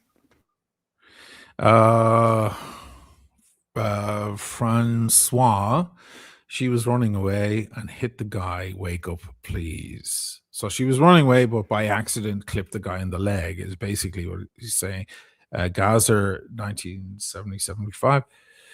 She wasn't protesting. She was stuck behind a stuck ICE vehicle and she ushered them to overtake her. That's true, by the way. She was like, yeah, pass by. You can see her actually waving other cars by just previous to this moment. Well, I would say that would be probably a little disputed by her wife, because her wife then gets out and is clearly, being inflammatory. Yeah, she's being screaming at the ICE agent. So if they were just kind of stuck there, I don't know that, I would agree with Gazer. The last part of Gazer here, Gazer's statement, she had no malice. She was scared. And I would agree with that. Yeah. That's pretty clear to read for me. Yeah. Again, I think even if she was trying to, even if she was trying to antagonize them, I think she realized pretty quickly that it was a bad idea. That's what I'm looking at. She got it. She got into a situation and she realized these guys are gonna turn on her, and she's like, "Okay, I'm gonna fucking back up a second, get my angle as you do in a car, turn my wheels." When you can see it's very clear that she's turned her wheel, not in the photo I'm showing, but she turns her wheels hard right to spin out. Do a hairpin kind of spin. Well, and again, here's this is another critical point of contact here. Mm-hmm. If she was intending to run him over, why reverse? Right. What was the point of backing up? If her intentions were to kill him, he's standing in front of the car. Why does she put it in reverse and turn the wheels away from where he's standing? Now, that's not to say that he should have perceived that. I agree that he may not have saw that. He may have just seen the car coming at him and he's not expected to look at her wheels in the direction that they're turning. Yeah. But if the idea that her intentions was to kill him with her vehicle, why does she put it in reverse, back up away from the person she's trying to kill, and then turn the wheel away from him and start to drive? Why not just punch the gas at that point and run him over? So, again, further analysis is needed here before people make those conclusions. Again, and we won't be able to ask her, unfortunately. Unfortunately not. I mean, to me, it's pretty fucking retarded that we're even having this question, because the second I saw that, and I'm no bleeding heart for this stuff, like, when the Black Lives Matter stuff blew up a few years back, obviously I lean to the left and blah, blah, blah. And I think George Floyd's murder was terrible. Doesn't matter what it came out in the autopsy. I watched Derek Chauvin lean on his neck for fucking 9 minutes. I don't think I'd survive that either. But then there was a lot of knee-jerk shit after. And there was a lot of people saying, oh, look at this other thing that happened to a black man. I was like, yeah, but that guy was clearly... I was like trying to draw the distinction. I was like, why are people so fucking black and white? Like, sometimes, the officer is actually defending himself. I got into it with lots of lefties. I know my audience will be surprised at that, but a lot of people who know me see me as a right-wing curmudgeon who sides with the police, because I'm like, no. Let's be clinical about this and let's be analytical about this. That guy was actually breaking the law. He tried to grab the officer's gun and therefore he got shot. And that doesn't mean there's bias.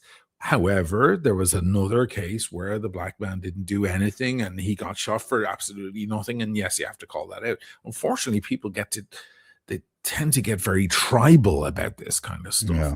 And their emotions come out, and everything they see then is a violation. I'm like, you need to be more measured and more sober in your thinking about this stuff. So I'm no bleeding heart for the left in this way, to my own detriment, by the way. There's many people who don't like me anymore because of the things I said back then. And I believe, that in this case, the moment I saw that video, I've seen videos before where I made a judgment the second I saw the video. And then I watched more videos and more angles and listened to more analysis. And I go, okay, my first instinct was a little off because whatever I thought I saw, whatever. Angles are weird, right? But the second I saw this, I was like, she just got a little scared. She was like, oh, fuck, I'm getting arrested. Let me get the fuck out of here. And the guy happened to be just right there beside the car. Again, I'll say it again. The first shot I get, maybe. Yeah. Second into the side view mirror, maybe. But as she goes away and he shoots after her, that's the damning one. That's the one and that was probably the one that blew her head off, because that's what he did. Make no mistake. That bullet went through her neck or her head or her face. She had an open window, and it was point blank. What is point blank, by the way? May I ask you that? Well, point blank range is basically... Is that literally against, or is it like within a foot or two? Well, if you're talking like surf contact, that's like literally somebody sticking a gun to your head. But point blank range is essentially meaning you don't really have to aim. You just kind of stick the gun out in the general direction and you're going to hit. I mean, his gun was practically inside her car. But this is the other thing. And this is where, again, we're taught as law enforcement agents and officers going through these academies, you better be able to account every shot and walk it. And if you can get the job done with 6 shots and you take a 7th shot, there, and again, this is the other thing, the training and use of force, you're not shoot to kill, it's shoot to stop the threat. So even in a situation, this is where the military is different.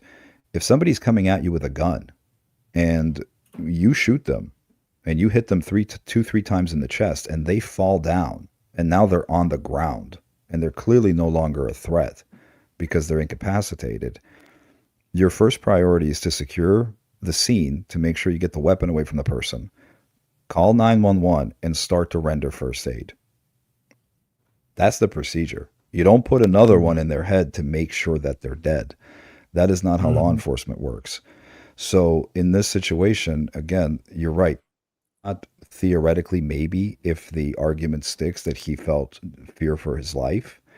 But the second shot is a very tough sell to me personally.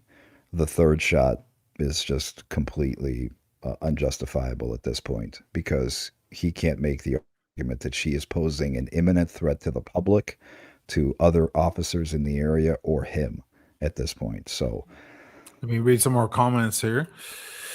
Luca, a person seating in their car is not a threat to the policeman as soon as policeman did not step in front of the car, attempting to control the situation.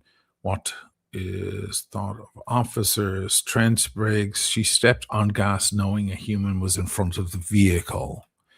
Trent, again, she is 100% in the wrong. Crisp, he shot her because he was just upset. We were split in the middle here. That's God. Yeah, right. She did not but again, this is where we have to look at the whole situation. She is 100% in the wrong. I even if I grant people that, that's not the question at hand. If she's 100% in the wrong, the question is, does that justify deadly force? That's the question. The audience, it does.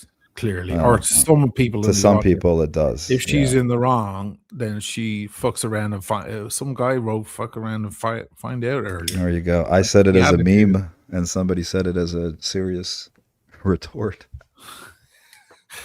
You know, this is how they see it. Like, step in their way, and then you're gonna find out.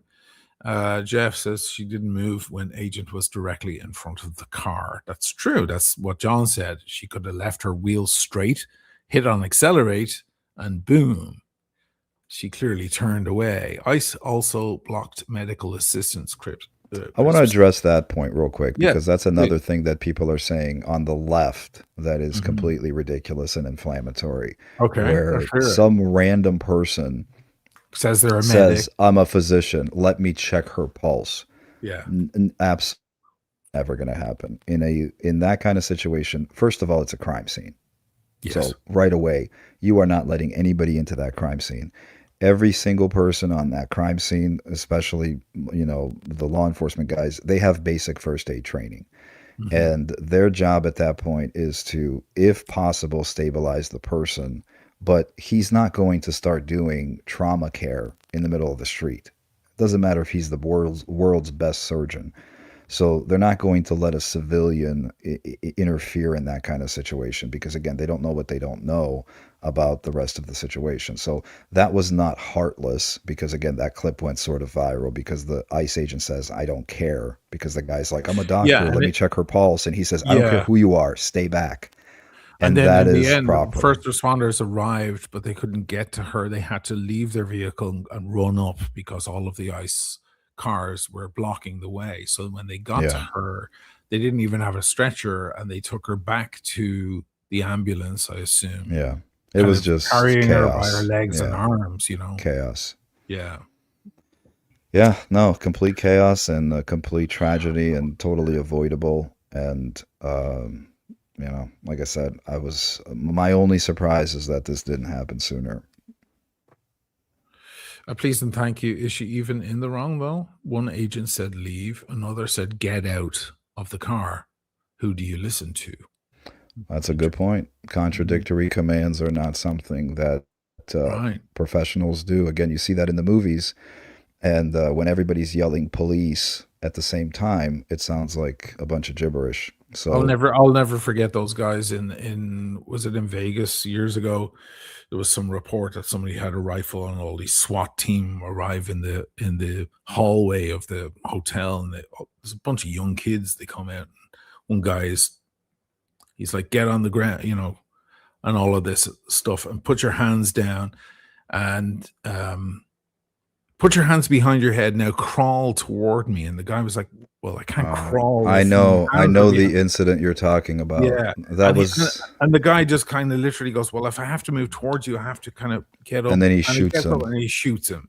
yeah. It's like, well, which one do you want? That was, I watched that video. That was a tough watch. That guy actually got prosecuted, that police officer. It was a weird call. It was like a call about a disturbance. Yeah. And he responded, and he's standing with another officer, and they're giving, not only were they giving contradictory commands, but the officer was giving contradictory commands. So he was contradicting himself.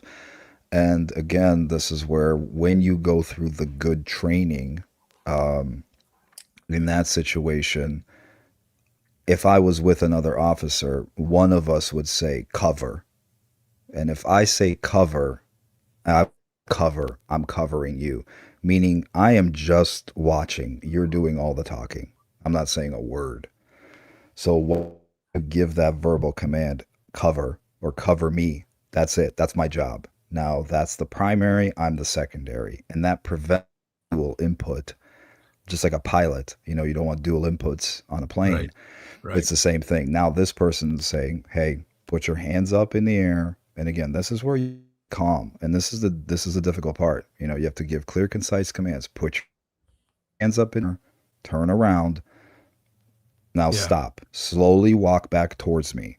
Right. And then, get on your knees, lay down in front of you. Clear, otherwise, nice and clear. Yeah. I remember that kid. He was just terrified. He was yelling. Time. And the cop is just yelling contradictions. What do I do? Crawl or put my hands in the? I don't know. They're Yeah. two different things. And he went for the safest option, he thought, but then he paid the ultimate price for it. So we got to wrap up. 2-hour mark. Let me leave you. I'll do my final thoughts after you go, and they'll just be kind of broad about this kind of thing. Sure. But What are your final thoughts on this before you go? My final thoughts, obviously, these types of things are tragic. I encourage everybody to, what you said earlier, my initial reaction was X. After I watched it, my secondary reaction was Y. That is a very important principle. And I think everybody needs to exercise that for just about everything in their life. And the more serious the incident is, the more of attention capturing it is, the more important that principle becomes. And I just encourage everybody to, turn the temperature down in your personal lives, in politics in general. It's a divisive thing. Find the things you agree with on people. Don't vilify the people you disagree with. Conversation is the way to do it, because ultimately violence is not going to solve problems. It just creates bigger problems. So hopefully we don't see this again. I don't know. I'm not very optimistic, but that's my final thoughts. And again, thank you, Oshin, for having me on. I hope, again, if you disagree with me, that's great. I don't read the comments when they're on. I don't read them after the video is posted. So feel free to call me an asshole and an idiot in the comments. I won't see it, but I appreciate everybody showing up and indulging us. Oh, and subscribe to my free Substack, appropriately named Stop Screaming too. Stop Screaming, I'm Scared Too. That is the name of John's Substack, where he posts weekly at least, although over the holidays he was posting tri-weekly. I was cranking them out. Yeah, it was a lot of stuff. Guys, if you want to follow a very, very interesting podcast on Substack, get over there to johnlrichard.substack.com. Make sure you subscribe. I think a lot of people are listening and enjoying, but forgetting to subscribe. It's a good idea, because then you'll get the notification on your phone when John drops another article, and he tends to be up to speed with what's going on out there, and it can be very, very thought-provoking stuff. I personally really enjoy his podcast. It's well written, dude. I appreciate it, man. I'm an amateur. For a guy who's originally from Russia, then through Israel, and then American patriot who worked for the U.S. government for many, many years, you have a special command over the English language. I have to commend you.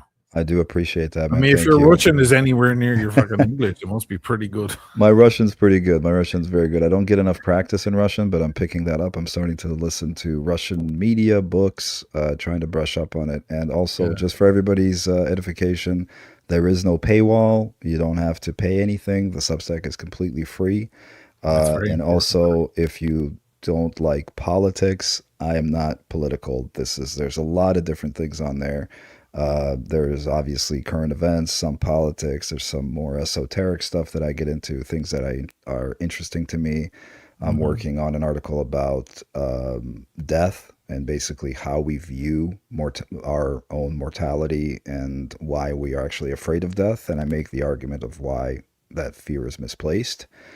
And so all that kind of stuff, I do talk about a variety of things. Obviously, there's some watch articles. So if you're looking for somebody to stick to a topic, I am not your guy. You and me both, man. Yeah, people are tuning in on a Friday night waiting to hear me to tell them. They want to hear about the latest Rolex. Yeah, what's the latest Rolex release, Oshin? Let's start talking about what's Rolex going to come out with. Are they going to finally come out with a solid gold no date Submariner? That would be terrible. That would be sacrilege. Guys, get over and sub to johnlrichard.substack.com. Go onto Substack, download the Substack app. It's a small app. It'll go on your phone. There's nothing to be scared of. It's just a podcast. You'll probably find lots of other related podcasts on there. You'll also find my podcast, which is on there, which is essentially this show in audio if you need to listen back to it, or you can just find it again on YouTube or over on the Who Needs a Drink YouTube channel. There's plenty of places to find it. I only leave it up for a few days here on this main channel, but you'll find it elsewhere. But definitely get over and listen to John's stuff, because it is very, and there's big names on there too. All the big names are starting to migrate over there. I think it's a nicer version of Twitter. It's a much more refined version of social media because you actually have to write something. You can't just shitpost your way Right. through. So it kind of filters out some of the more malign actors in this space. So, Oshin, thank you very much again. I appreciate the opportunity, and the audience, thank you for listening. Thanks for the shout out on the Substack. And hopefully we talk again soon. If not on lighter topics, then hopefully I'll see you in the next tragedy, but I'm sure we'll talk before. Let's try to make the next one about Let's make being something fun. the one watch guy. Yeah, I'd like to sell people on that idea. Maybe I can It'll be talk you people into versus it. me, because you've got the no date sub, the That's it. Submariner, is the purist, versus me with all my fucking millions of watches, and I can't. One is decide all you what to need. wear. I already changed my watch halfway through the show. This is the problem with the addiction. It's an addiction. It's not a hobby at that point. So maybe we'll make a date, and we can. They actually wrote the article about that, the case for the one watch man.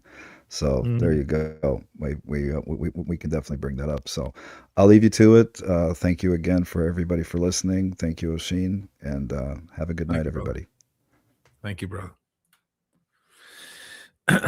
So before I split over to Dirk on the iBashers, and we have a little bit of a chat, my final thoughts on this are a little they're kind of broad. I'm not going to talk. We spent 2 hours talking about the technical side of everything that happened and so on. My issue, I'll just get through it as quickly as I can, and if in 10 minutes, is a human nature thing. A human nature thing that I find that always annoyed me. When I was a little kid, everyone I knew was into soccer. Everyone. Growing up in Dublin. And I was never into soccer. I liked music. I liked art. Because there are many reasons. But one of the things was it annoyed me that people had teams. Teams annoy me. I know that's a weird disposition to have walking around the planet Earth. That you're annoyed by the fact that somebody wins over another person. When I was a little kid, and I used to participate in sports, I used to love the number 2. I would want to come second if I could. I was really, really fast sprinter when I was a little kid, and I didn't want to win. I didn't want to come first. I wanted to become second. Second for me, for some reason, was better than coming first. I don't know why, but now I think it was like foreshadowing somehow, because when I'm in line at the bank or in the supermarket and somebody wants to push ahead of me, I always stand aside and say, okay, you go ahead. No, you. Or if I go in a cafe and somebody comes in after me, I've been waiting. They come in after me. They look like they really want their coffee first. And when the bartender, the cafe person, they're like, cafe person? Is that a word? Whatever. You know what I'm talking about. The barista, as they say, goes, who's next? I'll always, even if I was first, I'll always say, oh, they're next. Because unless I'm in a crazy rush, which I never am with anything in my life, I'll just be like, it's more important to them. Just let them fucking win. I'm fine. I don't need to win. I don't need to be better. Yeah, I'll get my coffee in a minute. Let them get their coffee and let them feel good about it and leave, and I'll get my coffee. It's fine. Teams are a problem for me. I never liked it. I used to always say about soccer, I'm like, so there's going to be 100,000 people in that arena, in that big stadium, and 50,000 of them are going to be elated, happy, and the other 50,000 leaving are going to be really depressed. And I always thought that was so dumb. Like, why would you do that to yourself? Why is it a competition? I always was against music competitions, and I was into piano, and that's full of piano competitions are ruthless. They're blood sport. And that was one thing that turned me off with that too. It's like, why? How could you say one player is a better player than the other? This is a taste thing. Why turn a beautiful art into sport? It was always an issue for me. And I've learned to live with it because Nobody's listening to me, right? When it comes to this stuff, what I saw in the past couple of days since this shooting is I saw teams. I saw people who just don't like lefties and lesbian couples or whatever yelling at law enforcement, tell themselves, convincing themselves that this woman all of a sudden became a brutal murderer with her car and decided to use it as a weapon. This lesbian who dropped her kid off turned into this psychopath. I mean, if you can convince yourself of that, I don't know what kind of mental gymnastics you've got in there, but and then of course you'll see people on the other side of things saying she didn't do anything wrong. I'm like, well, she didn't do anything wrong technically, but she was agitating the guys and she did put herself in the line of fire, you might say. So I'm seeing a misjudgment on both sides because people tend to just see what they want to see. If you go to Boston and you walk into some bar and there's sports on the TV and there's a guy there drinking beer and you ask him, you know, who's better, the Yankees or the Red Sox? He's going to go, fuck you, the Red Sox. Are you surprised that he thinks the Red Sox are the better players? If you go down to New York and you ask the same question in the same kind of bar, they're going to go, the fucking Yankees are the greatest. Are you surprised that they root for their own team? Years ago, when I came to Italy for the very first time, we're going back 30 years now, there was a producer guy who's working with us, lovely fella, guitarist guy, he's the sweetest guy on earth. And he, apart from music, one of his big passions was soccer. In the end, he became a soccer coach in Vicenza, the town where I first came. And you don't understand, soccer is such a big deal in this country. Like in Ireland, growing up, soccer was like everybody go to the pub, everybody get drunk and cheer. Even if we lost, we still had a good time. We cheered. The Italians are not like that. They don't. Soccer is so important to them when there's a big game on, unless you're in the stadium and you're celebrating. If you're at home watching the game from afar, you go home. You sit with your mother and you drink coffee. You don't drink booze. You drink coffee. They drink espresso and they sit with their mom and they watch the game. It's life and death for them. It's nothing to be celebrated. That's how seriously they take their soccer here in Italy. And this guy was one of those guys. And his team was playing, and I'll never forget that they lost. And I said, Piero, his name is Piero, a lovely guy. I'm sorry to hear your team lost. And he goes, he didn't have very much English. He goes, it's okay, Oshin. He goes, they were better. He meant that the other team was a better team. They were the better team. And I remember thinking, well, that's a true soccer fan. That's a true soccer fan because he believes in the art of the game. And he's, even though it kills him that his team lost, he can still see the raw, hard fact that the better team won. On the other side of the argument, I knew a guy very well. I still know him very well, but I haven't seen him in a long time. He was a musician. He was very into drumming. His whole family are drummers. Core drummers is CORPS, core. The core drum, it's like a line of guys all playing the same thing at the same time. It's quite impressive. You see it at big games and so on. You see all these guys walking in a line. And it's a religion, this shit. And his whole family are like super involved in that. His father was a judge of core drummers around the world, and his mom played drums, and his sister played, and they were like world champions. This family had trophies all around the house. It was astonishing. And they used to travel once or twice a year to participate in these games and these like competitions.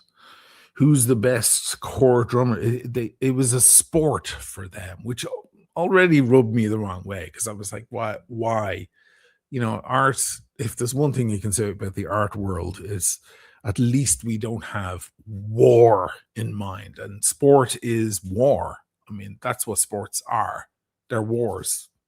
Sometimes they're a lot of fun, but they're wars. Like, we're trying to beat the other guy, right? There's a victor, and there's the guy who's defeated. So it is essentially a war, even though there's no bloodshed, hopefully, right? If you're into ice hockey, maybe there is, but that's an exception. But he would do these competitions, and I noticed something funny. They're the sweetest people ever. But I noticed something odd. They would come back with the trophy many, many times, not just their whole core, their whole drum, but the drum corps, but the individuals as well. Best drummer of the year and all of this kind of stuff. And, they have a bunch of them. And I just noticed something odd, and that was that when they won, it was the right call. Like, they won for good reason. But when they lost, and sometimes they lost, they'd come back and I'd be like, hey, how'd you do? Did you guys win? They'd lost. And it was never because the other guys were better. It was never because, well, we were shit this year. We were off our game. We didn't get enough practice in. They were the better core. It was always some story about, it was rigged, or it was they made a bad call, or someone's fucking cousin was on the team of judges, and they always came up with some thing. I was like, can't it just be that maybe there was a better, why is the pride thing entering the room here? There's so much pride involved, fucking hell. Even just saying this now, if any of them see me in Dublin after saying this, I'm probably going to have a target on the back of my head just for saying this. The pride is so fucking dense that you cannot touch it. And that, to me, is the lack of proper judgment, in my opinion. Sometimes maybe your team wasn't as good. I mean, maybe it was rigged. Maybe they were right, every now and then. And there was some sort of tap on the shoulder, or whatever. And that's a shame. But I just saw a pattern of that happen. And I kind of said, that's weird that every time you win, it's the right judgment. And every time you lose, it's like the Trump thing. If I win, then the election isn't rigged. But if I lose, it's rigged. Gee whiz, I wonder how this works. Like that's a beautiful reality to convince yourself of, The 2020 election was rigged, but the 2016 wasn't, and the 2024 wasn't. I wonder can anyone put the pieces together here? That's amazing when you go, if I lose, it was because of corruption. If I win, there was nothing corrupt. I think a 6-year-old can figure out what's going on here. When it comes to this topic here, of what's happening, I see the same phenomenon happening in people's brains. I see people who just like law enforcement, they like authority, they like police and so on, go, she's a bitch, she shouldn't have been there, she deserves what she got, she tried to run the guy over. And that's their lens. That's how they see it, the whole thing. And then I see others on the other side going, no, they're the bastards. They're the assholes. She didn't do anything wrong. And all I see now is teams. When you see a person like the first guy I mentioned about the soccer, who all his life depended on his team winning, but when they lost, he said, it's okay, Oisín, they were the better team. Now I'm seeing an intelligent person. And I just had on tonight a guy who works for the US government who will take a bullet for his country, tell you all that was the wrong call. And that's how you know he's speaking the truth, because everything in his life, in his structure, his world, his job, everything tells him to say, she's a dumb bitch and she shouldn't have been in the wrong place at the wrong time. and she should have, gotten out of the car or whatever. Instead, he's using his logic, his rational mind over the idea of teams. And that's why he was on the show. Okay. They're my final thoughts. Thank you guys for tuning in. I guess Dirk is live. If you want to leave the stream running, it'll probably pop over automatically. I should get the link. I always forget to do this. Who do I always forget? And we'll go over and talk about lighter things because Dirk's show is much more lighthearted. And he's my best friend in the world. And we'll shoot the shit. There is the link in the chat. And I'll see you guys over there in 10 seconds. Thanks for tuning in. Sorry, it wasn't about watches. It often isn't. I'll say it again when I'm talking about girls. Stories about girls I met on tour in my years with the band. I never hear people say, hey, just stick to watches. Or when I'm talking about fucking, I don't know, general life, whatever I'm talking about. I talk about all sorts of stupid crap. I talk about movies. I never hear from the stick to watches crowd. When I'm talking about this kind of stuff, I hear the stick to watches crowd coming into the chat. Gee whiz, I wonder what the science of that is. Before any of you feel like making that comment. Anyway, thanks guys, and thanks again to our expert. I'm going to call him an expert.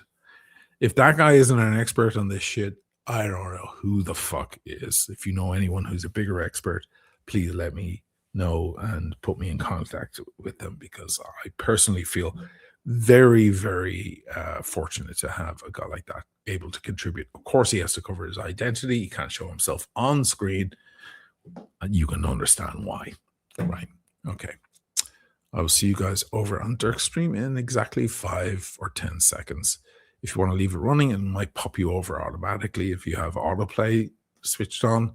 If not, you can use the link right here in the chat and click directly on that. It's in the chat on the right side of the screen. Boom. Thank you guys. Thank you for the 3 super chats. Think of the quality of fucking content. And I get 3 super chats. Thanks to you guys. You guys are the best. But anyway, no worries. I don't do it for the money. I do it for the passion. God damn it. Take it easy, guys. See you next week or in 10 seconds with Dirk on the iBashers. Peace.